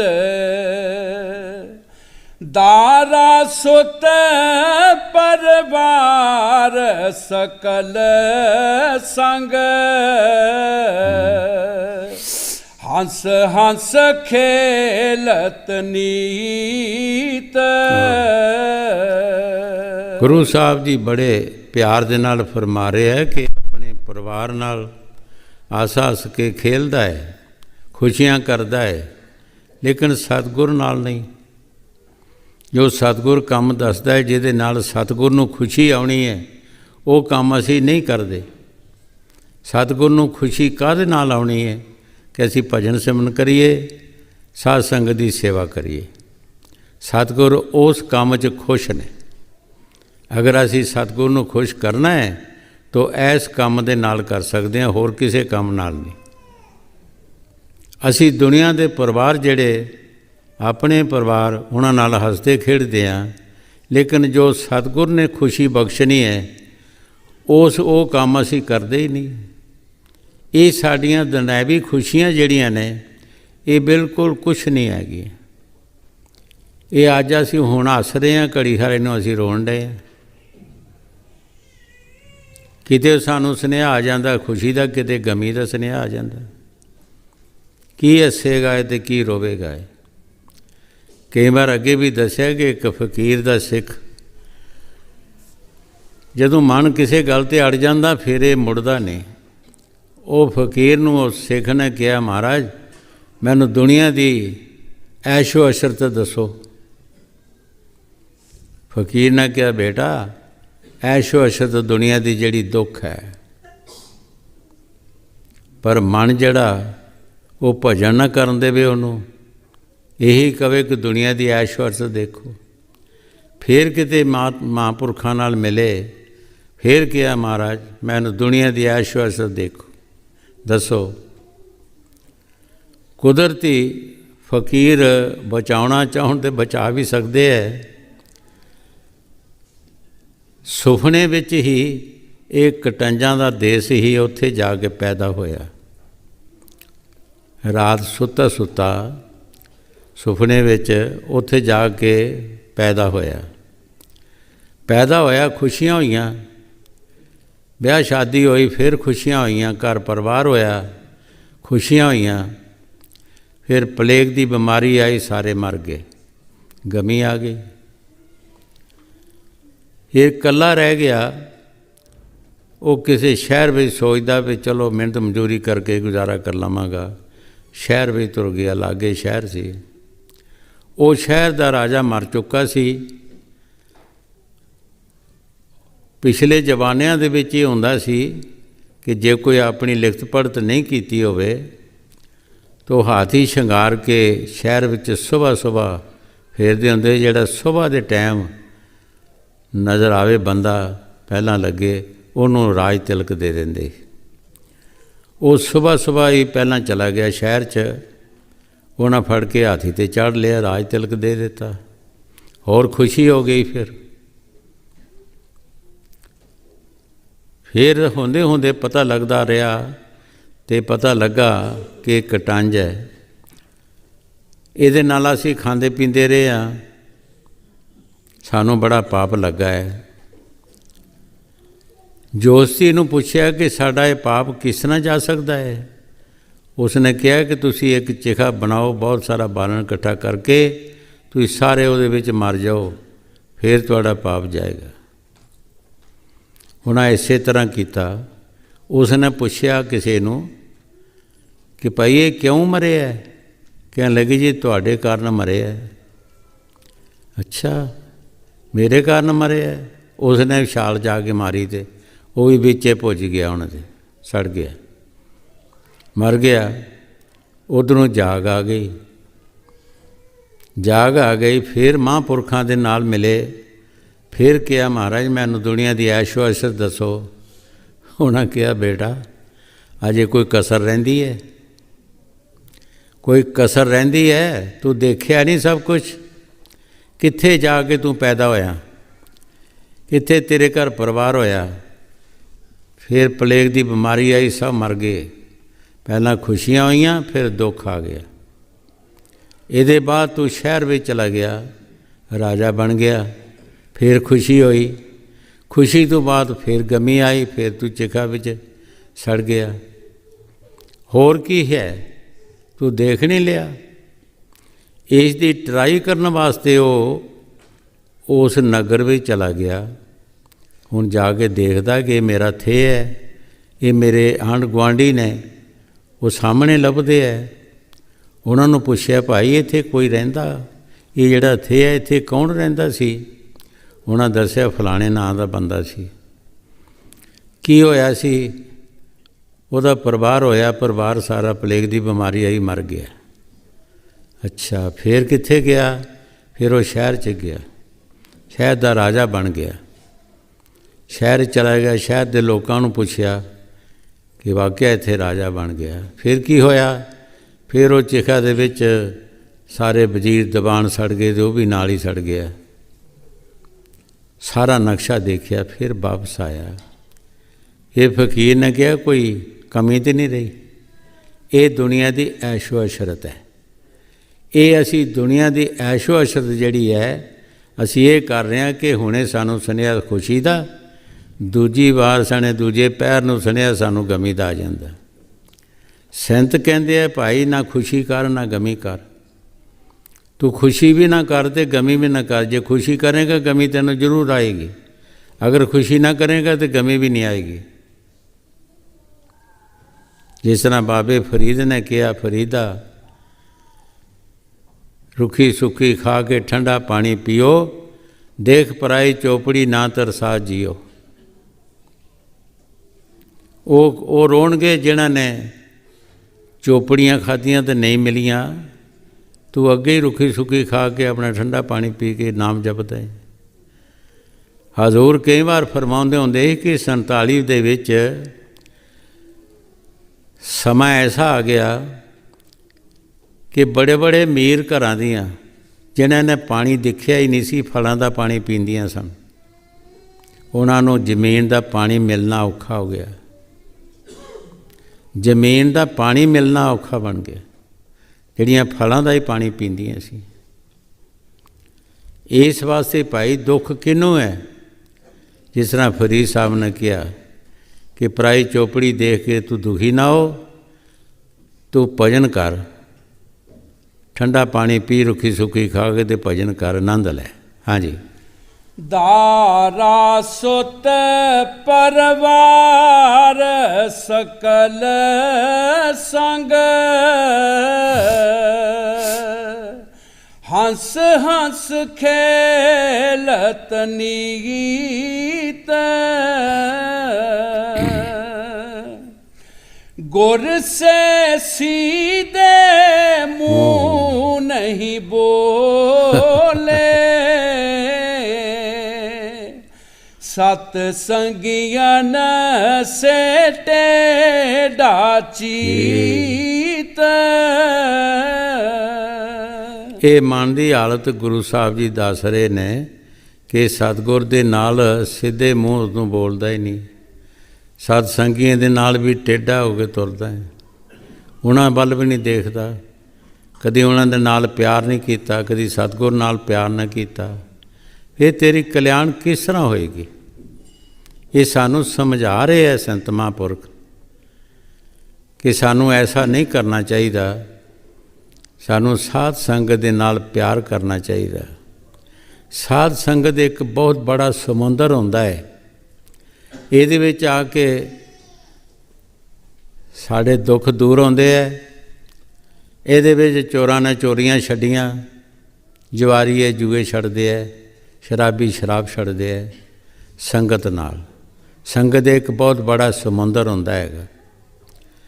ਕਈ ਵਾਰ ਅੱਗੇ ਵੀ ਦੱਸਿਆ ਹੈ ਕਿ ਇੱਕ ਕੋਈ ਚੋਰੀ ਦਾ ਕੰਮ ਕਰਦਾ ਸੀ, ਸੰਤਾਂ ਨੇ ਕਿਸੇ ਨਾਮ ਦਿੱਤਾ ਉਸਨੂੰ ਹਦਾਇਤਾਂ ਦਿੱਤੀਆਂ, ਜਦੋਂ ਕੀਤੀਆਂ, ਉਹ ਕਹਿਣ ਲੱਗਾ ਮਹਾਰਾਜ ਮੇਰਾ ਤਾਂ ਕੰਮ ਹੀ ਚੋਰੀ ਦਾ ਹੈ ਅਤੇ ਮੈਂ ਕਿਸ ਤਰ੍ਹਾਂ ਗੁਜ਼ਾਰਾ ਕਰਾਂਗਾ। ਸੰਤਾਂ ਕਿਹਾ ਕਿ ਚੋਰੀ ਤੂੰ ਕਰ, ਇੱਕ ਦੋ ਗੱਲ ਸਾਡੀ ਮੰਨ, ਇੱਕ ਸੱਚ ਬੋਲੀ, ਇੱਕ ਨਿਮਕ ਰਾਮ ਨਾ ਹੋਈ, ਇੱਕ ਗਰੀਬ ਮਾਰ ਨਾ ਕਰੀ, ਜਾ ਚੋਰੀ ਕਰ। ਕੁਦਰਤੀ ਪਾਤਸ਼ਾਹ ਦੇ ਮਕਾਨਾਂ 'ਚ ਚਲਾ ਗਿਆ, ਪਹਿਲਾ ਦਰਵਾਜ਼ਾ ਲੰਘਿਆ, ਪੁੱਛਿਆ ਅਗਲਿਆਂ ਵੀ ਤੂੰ ਕੌਣ ਹੈ? ਬੂਟ ਸੂਟ ਬਾਵਾ ਲਾਇਆ ਸੀ, ਕਹਿਣ ਲੱਗਾ ਮੈਂ ਚੋਰ ਹਾਂ। ਉਹ ਡਰ ਗਏ, ਇਹ ਕੋਈ ਪਾਤਸ਼ਾਹ ਦਾ ਲਾਗੂ ਹੈ। ਅਗਲਾ ਦਰਵਾਜ਼ਾ ਲੰਘਿਆ, ਪੁੱਛਿਆ ਤੂੰ ਕੌਣ ਹੈ? ਉਹਨਾਂ ਵੀ ਕਿਹਾ ਵੀ ਮੈਂ ਚੋਰ ਹਾਂ। ਉਹ ਵੀ ਲੰਘ ਗਿਆ। ਜਾ ਕੇ ਕੋਈ ਮਾਇਆ ਜਿਹੜੀ ਕਮਰੇ 'ਚ ਐਸੀ ਲੱਭੀ, ਉਹਨੂੰ ਬੱਧੀ ਗਰੜੀ ਬੰਨ੍ਹ ਲਈ। ਇਹ ਕਾਲੇ ਵਿੱਚ ਹੱਥ ਮਾਰਿਆ, ਉੱਥੇ ਡੱਬੀ ਜੀ ਇੱਕ ਖੋਲ੍ਹੀ, ਉਹਦੇ 'ਚ ਚੂੰਡੀ ਭਰ ਕੇ ਮੂੰਹ 'ਚ ਪਾਈ, ਉਹ ਚੂਰਨ ਸੀ। ਚੇਤਾ ਆ ਗਿਆ ਕਿ ਮੁਰਸ਼ਿਦ ਨੇ ਕਿਹਾ ਹੈ ਕਿ ਨਿਮਕ ਹਰਾਮ ਨਹੀਂ ਕਰਨਾ, ਹੁਣ ਮੈਂ ਇੱਥੋਂ ਮਾਲ ਨਹੀਂ ਲੈਣਾ। ਉਹ ਸਾਰਾ ਬੱਧਾ ਵਧਾਇਆ ਮਾਲ ਛੱਡ ਕੇ ਚਲਾ ਗਿਆ। ਜਿਸ ਵਕਤ ਚਲਾ ਗਿਆ, ਜਦੋਂ ਪਾਤਸ਼ਾਹ ਨੇ ਦੇਖਿਆ ਚੋਰੀ ਹੋਈ, ਚੋਰਾਂ ਨੂੰ ਮੰਗਾਇਆ, ਮਾਰਕੁੱਟ ਹੋਣ ਲੱਗੀ। ਫਿਰ ਸੋਚਦਾ ਕਿ ਮੇਰੇ ਮੁਰਸ਼ਿਦ ਨੇ ਕਿਹਾ ਕਿ ਗਰੀਬ ਮਾਰ ਨਹੀਂ ਕਰਨੀ, ਇਹ ਗਰੀਬਾਂ ਨੂੰ ਮਾਰ ਪੈ ਰਹੀ ਹੈ, ਚੋਰੀ ਮੈਂ ਕੀਤੀ ਹੈ। ਚਲਾ ਗਿਆ, ਕਹਿਣ ਲੱਗਾ ਮਹਾਰਾਜ ਇਹਨਾਂ ਨੂੰ ਛੱਡ ਦਿਓ, ਚੋਰੀ ਮੈਂ ਕੀਤੀ ਹੈ। ਤੂੰ ਕਿਸ ਤਰ੍ਹਾਂ ਚੋਰੀ ਕੀਤੀ ਹੈ? ਮਹਾਰਾਜ ਮੇਰੇ ਮੁਰਸ਼ਿਦ ਦਾ ਹੁਕਮ ਸੀ, ਫਿਰ ਤੂੰ ਚੋਰੀ ਕੀਤੀ, ਤੂੰ ਮਾਲ ਲੈਤਾ ਕਿਉਂ ਨਹੀਂ? ਕਹਿੰਦਾ ਮੇਰੇ ਮੁਰਸ਼ਿਦ ਦਾ ਹੁਕਮ ਸੀ ਕਿ ਨਿਮਕ ਹਰਾਮ ਨਹੀਂ ਕਰਨਾ, ਇੱਕ ਸੱਚ ਬੋਲਣਾ, ਇੱਕ ਗਰੀਬ ਮਾਰ ਨਹੀਂ ਕਰਨੀ। ਇਹ ਹੁਣ ਗਰੀਬਾਂ ਨੂੰ ਮਾਰ ਪੈ ਰਹੀ ਹੈ, ਤੁਸੀਂ ਇਹਨਾਂ ਨੂੰ ਛੱਡ ਦਿਓ, ਚੋਰੀ ਮੈਂ ਕੀਤੀ ਹੈ। ਆਪਣੇ ਪਹਿਰੇਦਾਰਾਂ ਨੂੰ ਪੁੱਛੋ ਕਿ ਮੈਂ ਇਹਨਾਂ ਨੂੰ ਕਿਹਾ ਨਹੀਂ ਮੈਂ ਚੋਰ ਹਾਂ। ਜਦੋਂ ਉਹਨਾਂ ਨੂੰ ਪੁੱਛਿਆ ਭਾਈ ਦੱਸੋ, ਕਹਿਣ ਲੱਗੇ ਜੀ ਹਾਂ ਇਹਨੇ ਜ਼ਰੂਰ ਕਿਹਾ ਚੋਰ ਹੈ, ਪਰ ਅਸੀਂ ਡਰ ਗਏ, ਅਸੀਂ ਸੋਚਿਆ ਕਿ ਪਾਤਸ਼ਾਹ ਦਾ ਰਿਸ਼ਤੇਦਾਰ ਹੋਣਾ ਹੈ। ਮੈਂ ਇਹਨਾਂ ਨੂੰ ਸੱਚ ਦੱਸਿਆ ਮੈਂ ਚੋਰ ਹੈਗਾ। ਪਾਤਸ਼ਾਹ ਦੇ ਘਰ ਔਲਾਦ ਨਹੀਂ ਸੀ। ਪਾਤਸ਼ਾਹ ਨੇ ਸੋਚਿਆ ਉਹ ਕਿਹੜੇ ਮਹਾਂਪੁਰਖ ਨੇ ਭਾਈ ਜਿਸ ਨੇ ਤੈਨੂੰ ਇਹ ਸਿੱਖਿਆ ਦਿੱਤੀ ਹੈ, ਉਹ ਕਿੱਥੇ ਨਾ ਮਹਾਂਪੁਰਖ ਕਹਿਣ ਲੱਗੇ ਜੀ ਸਾਧ ਸੰਗਤ ਵਿੱਚ ਤੁਸੀਂ ਆਇਆ ਕਰੋ, ਆਪੇ ਤੁਹਾਨੂੰ ਮਿਲ ਪੈਣਗੇ। ਸਾਧ ਸੰਗਤ ਵਿੱਚ ਆਉਣਾ, ਪਾਤਸ਼ਾਹ ਦੇ ਘਰ ਔਲਾਦ ਨਹੀਂ ਸੀ। ਸਾਧ ਸੰਗਤ ਦੇ ਵਿੱਚ ਉਹਨਾਂ ਨੇ ਫਰਿਆਦ ਕੀਤੀ ਕਿ ਸਾਧ ਸੰਗਤ ਮੇਰੇ ਹੱਕ 'ਚ ਫਰਿਆਦ ਕਰੋ ਕਿ ਮੇਰੇ ਰਾਜ ਨੂੰ ਕੌਣ ਸਾਂਭੇਗਾ, ਮੇਰੇ ਘਰ ਔਲਾਦ ਨਹੀਂ ਹੈ। 1 ਸਾਲ ਦੇ ਬਾਅਦ ਉਹਦੇ ਘਰ ਲੜਕੀ ਹੋਈ।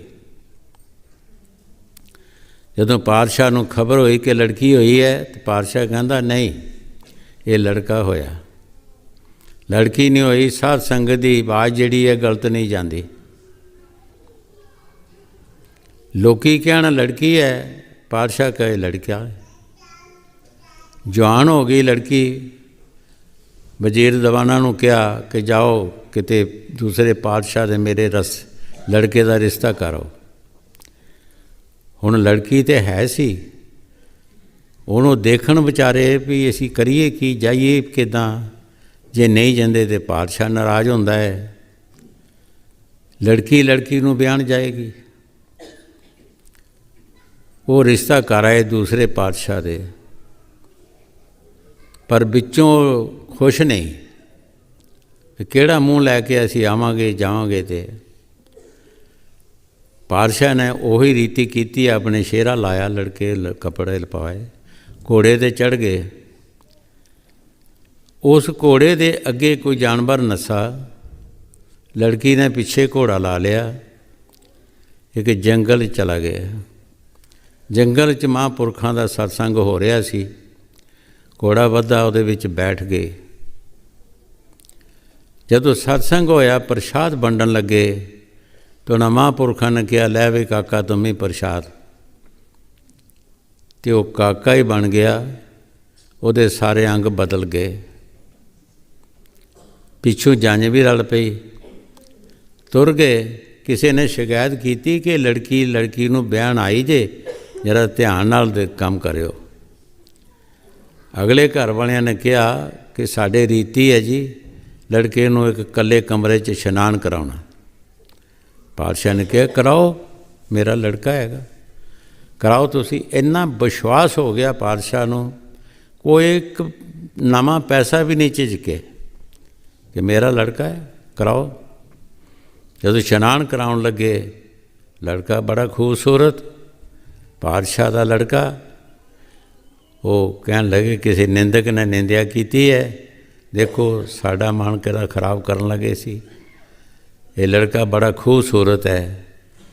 ਵਿਆਹ ਕੇ ਘਰ ਡੋਲਾ ਲੈ ਕੇ ਉਹ ਜਿਹੜੇ ਵਜ਼ੀਰ ਦੀਵਾਨ ਨਾਲ ਗਏ ਸੀ, ਉਹ ਵੀ ਵਿਚਾਰੇ ਲੁਕਦੇ ਫਿਰਨ ਵੀ ਅਸੀਂ ਹੁਣ ਜਾਵਾਂਗੇ ਕਿੱਦਾਂ, ਕਿਸ ਹਿਸਾਬ ਨਾਲ ਜਾਵਾਂਗੇ। ਲੜਕੀ ਨੂੰ ਵਿਆਹਣ ਆਈ।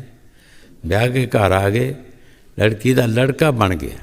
ਸਾਧ ਸੰਗਤ ਦੀ ਆਵਾਜ਼ ਜਿਹੜੀ ਹੈ, ਅਗਰ ਸਾਧ ਸੰਗਤ ਹੋਵੇ, ਸਾਧੂ ਦੀ ਸੰਗਤ ਹੋਵੇ, ਸੱਚਾਈ ਹੋਵੇ, ਅਤੇ ਸੰਗਤ ਸਮੁੰਦਰ ਹੁੰਦਾ ਹੈ, ਇੱਕ ਬਹੁਤ ਬੜਾ ਦਰਿਆ ਹੁੰਦਾ ਹੈ। ਇਹ ਜੋ ਚਾਹੇ ਸੋ ਹੋ ਸਕਦਾ ਹੈਗਾ। ਹਾਂਜੀ। गुर से सीधे मुँह नहीं बोले, सतसंगियन से तेरा चीत, गुर सतसंगी दो हितकारी,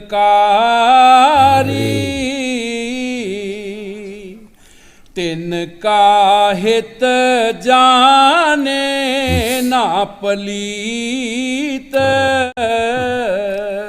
ਗੁਰੂ ਸਾਹਿਬ ਜੀ ਬੜੇ ਪਿਆਰ ਦੇ ਨਾਲ ਫਰਮਾ ਰਹੇ ਹੈ, ਸਤਸੰਗੀ ਔਰ ਸਤਿਗੁਰ ਇਸ ਜੀਵ ਦੇ ਨਾਲ ਪਿਆਰ ਕਰਦੇ ਹੈ ਔਰ ਇਸ ਜੀਵ ਨੂੰ ਫਲ ਦਿੰਦਾ ਮਿਲਦਾ ਹੈ, ਅਤੇ ਸਤਸੰਗ ਵਿੱਚੋਂ ਮਿਲਦਾ ਹੈ।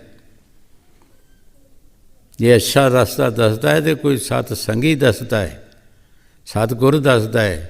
ਔਰ ਦੁਨੀਆ ਦਾ ਕੋਈ ਵੀ ਇਨਸਾਨ ਜਿਹੜਾ ਉਹ ਚੰਗਾ ਰਸਤਾ ਨਹੀਂ ਦੱਸਦਾ। ਕਿਸੇ ਸਭਾ ਸੁਸਾਇਟੀ 'ਚ ਚਲੇ ਜਾਓ, ਤੁਹਾਨੂੰ ਭਜਨ ਸਿਮਰਨ ਵਾਸਤੇ ਕੋਈ ਨਹੀਂ ਕਹੇਗਾ। ਭਜਨ ਸਿਮਰਨ ਵਾਸਤੇ ਕੋਈ ਪ੍ਰੇਰਨਾ ਨਹੀਂ ਦੇਗਾ। ਜੋ ਗੁਰੂ ਸਾਹਿਬ ਜੀ ਬਾਣੀ 'ਚ ਫਰਮਾ ਰਹੇ, ਠੀਕ ਫਰਮਾ ਰਹੇ ਹੈ। ਅਗਰ ਸਾਡੀ ਹਮਦਰਦੀ ਹੈ ਤਾਂ ਸਤ ਸੰਗੀਆਂ ਨੂੰ ਔਰ ਸਤਿਗੁਰ ਨੂੰ, ਉਹ ਜਿਹੜੇ ਸਾਨੂੰ ਸਿੱਧੇ ਰਸਤੇ ਲਗਾਉਂਦੇ ਹੈ, ਅੱਛੇ ਰਸਤੇ 'ਤੇ ਲਗਾਉਂਦੇ ਆ, ਅੱਛੀ ਪ੍ਰੇਰਨਾ ਸਾਨੂੰ ਦਿੰਦੇ ਹੈ। ਹਾਂਜੀ। ਗੁਰ ਸਤ ਸੰਗੀ ਦਉ ਹਿਤਕਾਰੀ, ਤਿਨ ਕਾ ਹਿਤ ਜਾਣੇ ਨਾ ਪਲੀਤ। ਐਸਾ ਮਨ ਪਲੀਤ ਹੋਇਆ ਕਿ ਜੇ ਸਤ ਸੰਗੀ ਮੱਤ ਦਿੰਦੇ ਆ, ਕੋਈ ਸਿੱਖਿਆ ਦਿੰਦੇ ਆ ਜਾਂ ਸਤਿਗੁਰ ਸਿੱਖਿਆ ਦਿੰਦਾ ਹੈ, ਇਹ ਉਸ ਪਾਸੇ ਰੋਕੀ ਨਹੀਂ ਕਰਦਾ, ਸਮਝਦਾ ਨਹੀਂ। ਐਸਾ ਮਨ ਖਰਾਬ ਹੋਇਆ ਜੀਵ ਦਾ। ਹਾਂਜੀ। ਜਗ ਬਿਛੂ ਤਿਰਿਆ ਹੈ ਨਾਗਨ, ਇਨ ਸੰਗ ਰਹਿਤ ਮਲੀਤ। ਸਾਰੇ ਪਰਿਵਾਰ ਦੇ ਬਾਰੇ ਗੁਰੂ ਸਾਹਿਬ ਜੀ ਫਰਮਾ ਰਹੇ ਹੈ। ਬਿਛੂ ਜਿਹੜਾ ਹੁੰਦਾ ਹੈ ਬੜਾ ਸਖਤ, ਇਹਦੀ ਵੀ ਇੱਕ ਵਾਰ ਕਿਸੇ ਨੂੰ ਲੜ ਜਾਏ ਤਾਂ 2-3 ਦਿਨ ਇਹਨੂੰ ਆਰਾਮ ਨਹੀਂ ਆਉਂਦਾ। ਸਰਪ ਕਿਸੇ ਨੂੰ ਲੜ ਜਾਏ, ਉਹਦੀ ਜ਼ਹਿਰ ਜਿਹੜੀ ਹੈ ਉਹ ਜ਼ਹਿਰ ਹੀ ਲੈ ਕੇ ਬਹਿ ਜਾਂਦਾ, ਖਤਮ ਹੋ ਜਾਂਦਾ ਹੈ। ਸਾਨੂੰ ਇਹ ਦੋਵੇਂ ਚੀਜ਼ਾਂ ਖਤਮ ਕਰ ਰਹੀਆਂ ਨੇ। ਉਹ ਜ਼ਹਿਰ ਸਾਨੂੰ ਚੜ੍ਹ ਰਿਹਾ, ਜਿਹੜਾ ਸਾਨੂੰ ਸਤਿਗੁਰ ਦੀ ਤਰਫ ਸਾਡਾ ਧਿਆਨ ਨਹੀਂ ਹੁੰਦਾ, ਸਤਸੰਗ ਵੱਲ ਧਿਆਨ ਨਹੀਂ ਹੁੰਦਾ। ਅਸੀਂ ਜਿਸ ਦੁਨੀਆ ਵੱਲ ਧਿਆਨ ਕਰਦੇ ਹਾਂ, ਜਿਨ੍ਹਾਂ ਦੇ ਨਾਲ ਸਾਡਾ ਮੇਲ ਮਿਲਾਪ ਹੈ, ਉਹ ਸਾਡੇ ਨਾਲ ਧੋਖਾ ਕਰ ਰਹੇ ਹੈ, ਉਹ ਸਾਨੂੰ ਗਲਤ ਰਸਤੇ 'ਤੇ ਲਗਾ ਰਹੇ ਹੈ। ਹਾਂਜੀ। ਜਗ ਬਿਛੂ ਤਿਰਿਆ ਹੈ ਨਾਗਨ, ਇਨ ਸੰਗ ਰਹਿਤ ਮਲੀਤ। ਜ਼ਹਿਰ ਹਲਾਹਕ ਨਿਤ ਹੀ ਖਾਵਤ, ਡੰਕ ਸਹਿਤ ਫਿਰ ਫਿਰ ਪਛਤੀਤ। ਕਿਆ ਅਸੀਂ ਦੁਨੀਆ ਦੇ ਡੰਗ ਸਹਿ ਨਹੀਂ ਸਕਿਆ? ਕਿਹੜਾ ਸਾਨੂੰ ਡੰਗ ਨਹੀਂ ਮਾਰ ਰਿਹਾ? ਰਿਸ਼ਤੇਦਾਰ ਵੀ ਡੰਗ ਮਾਰ ਰਿਹਾ ਪਿੱਛੋਂ, ਸੱਜਣ ਮਿੱਤਰ ਮਾਰ ਰਹੇ ਹੈ, ਆਸੇ ਪਾਸੇ ਸਾਨੂੰ ਡੰਗ ਮਾਰ ਰਹੇ। ਅਸੀਂ ਉਹ ਸਹਿ ਰਹੇ ਹਾਂ, ਰੋਂਦੇ ਪਿੱਟਦੇ ਵੀ ਹੈਗੇ ਹਾਂ ਅਸੀਂ, ਲੇਕਿਨ ਉਹ ਜਰ ਵੀ ਰਹੇ ਹਾਂ ਅਸੀਂ। ਕਿਸੇ ਵੀ ਬੰਦੇ ਨੂੰ ਤੁਸੀਂ ਪੁੱਛੋ ਕਿ ਤੂੰ ਕਦੀ ਮਿਲਿਆ ਨਹੀਂ, ਤੂੰ ਕਿੱਥੇ ਰਹਿੰਦਾ, ਉਹ ਆਪੇ ਹੀ ਕਹਿ ਦਿੰਦਾ ਕਿ ਮੈਂ ਬੜੇ ਇੱਕ ਜਾਲ ਦੇ ਵਿੱਚ ਫਸਿਆ ਭਾਈ, ਇਹ ਜਾਲ 'ਚੋਂ ਨਿਕਲ ਨਹੀਂ ਹੁੰਦਾ। ਉਹ ਆਪੇ ਹੀ ਕਹਿ ਦਿੰਦਾ ਕਿ ਮੈਂ ਜਾਲ 'ਚ ਫਸਿਆ, ਕਹਿਣ ਤੋਂ ਪਹਿਲਾਂ ਕਹਿ ਦਿੰਦਾ। ਵਾਕਿਆ ਹੀ ਉਹ ਜਾਲ ਦੇ ਵਿੱਚ ਜੀਵ ਫਸ ਜਾਂਦਾ ਹੈ, ਫਿਰ ਉਹ ਡੰਗ ਸਹਿੰਦਾ, ਉਸ ਜਾਲ 'ਚੋਂ ਨਿਕਲ ਨਹੀਂ ਸਕਦਾ। ਹਾਂਜੀ। ਜ਼ਹਿਰ ਹਲਾ ਹਲ ਨਿਤ ਹੀ ਖਾਵਤ, ਡੰਕ ਸਹਿਤ ਫਿਰ ਫਿਰ ਪਛਤੀਤ। ਪਛਤਾਉਣੇ ਵੀ ਅਸੀਂ ਹੈਗੇ ਹਾਂ, ਰੋਜ਼ ਦਾ ਰੋਜ਼ ਅਸੀਂ ਪਛਤਾਉਂਦੇ ਹਾਂ। ਜਦੋਂ ਦਿਨ ਚੜ੍ਹਦਾ ਹੈ, ਸਾਡੇ ਪਾਸੋਂ ਭਜਨ ਸਿਮਰਨ ਨਹੀਂ ਹੁੰਦਾ, ਕੋਈ ਸਾਧ ਸੰਗਤ ਦੀ ਸੇਵਾ ਨਹੀਂ ਹੁੰਦੀ, ਸਾਡੇ ਮਨ 'ਚ ਪਛਤਾਵਾ ਹੁੰਦਾ, ਚਿੰਤਾ ਕਰਦੇ ਹਾਂ ਅਸੀਂ। ਫਿਰ ਅਸੀਂ ਉਸੇ ਮਜ਼ੇ 'ਚ ਪੈ ਜਾਂਦੇ ਹਾਂ, ਉਸੇ ਹਿਸਾਬ 'ਚ ਪੈ ਜਾਂਦੇ ਹਾਂ, ਉਹੀ ਕੰਮ ਕਰਨਾ ਸ਼ੁਰੂ ਕਰ ਦਿੰਦੇ ਹਾਂ। ਫਿਰ ਜਦੋਂ ਜਾਗਦੇ ਹਾਂ ਸੁਬਾਹ ਦੇ ਟਾਈਮ, ਫਿਰ ਸਾਨੂੰ ਚਿੰਤਾ ਆਉਂਦੀ ਚਿੰਤਾ ਜ਼ਰੂਰ ਹੈ ਬੰਦੇ ਨੂੰ, ਲੇਕਿਨ ਇਹ ਉਹ ਕੰਮ ਕਰਦਾ ਨਹੀਂ। ਚਿੰਤਾ ਵੀ ਆਉਂਦੀ ਹੈ ਕਿ ਮੈਂ ਕੀ ਕਰਾਂ, ਮੇਰੀ ਜ਼ਿੰਦਗੀ ਇਹੀ ਹੈ। ਜਿਸ ਤਰ੍ਹਾਂ ਕਬੀਰ ਸਾਹਿਬ ਨੇ ਫਰਮਾਇਆ, ਅੱਜ ਕੇ ਕਾਲ ਭਜੇਗਾ, ਕਾਲ ਕੇ ਫਿਰ ਕਾਲ, ਅੱਜ ਕੱਲ੍ਹ ਕਰਦਿਆਂ ਅਵਸਰ ਜਾਸੀ ਚਾਲ। ਅੱਜ ਕੱਲ੍ਹ ਕਰਦਿਆਂ ਕਰਦਿਆਂ ਸਾਡੀ ਉਮਰ ਲੰਘ ਗਈ, ਕੁਛ ਨਹੀਂ ਬਣਿਆ। ਜਿਉਂ ਆਏ ਤਿਉਂ ਗਏ ਬੌਰੇ, ਜਿਉਂ ਜਨਮੇ ਤਿਉਂ ਮਰਨ ਪਿਆ। ਹਾਂਜੀ। ਜ਼ਹਿਰ ਹਲਾ ਹਲ ਨਿਤ ਹੀ ਖਾਵਤ, ਡੰਕ ਸਹਿਤ ਫਿਰ ਪਛਤੀਤ।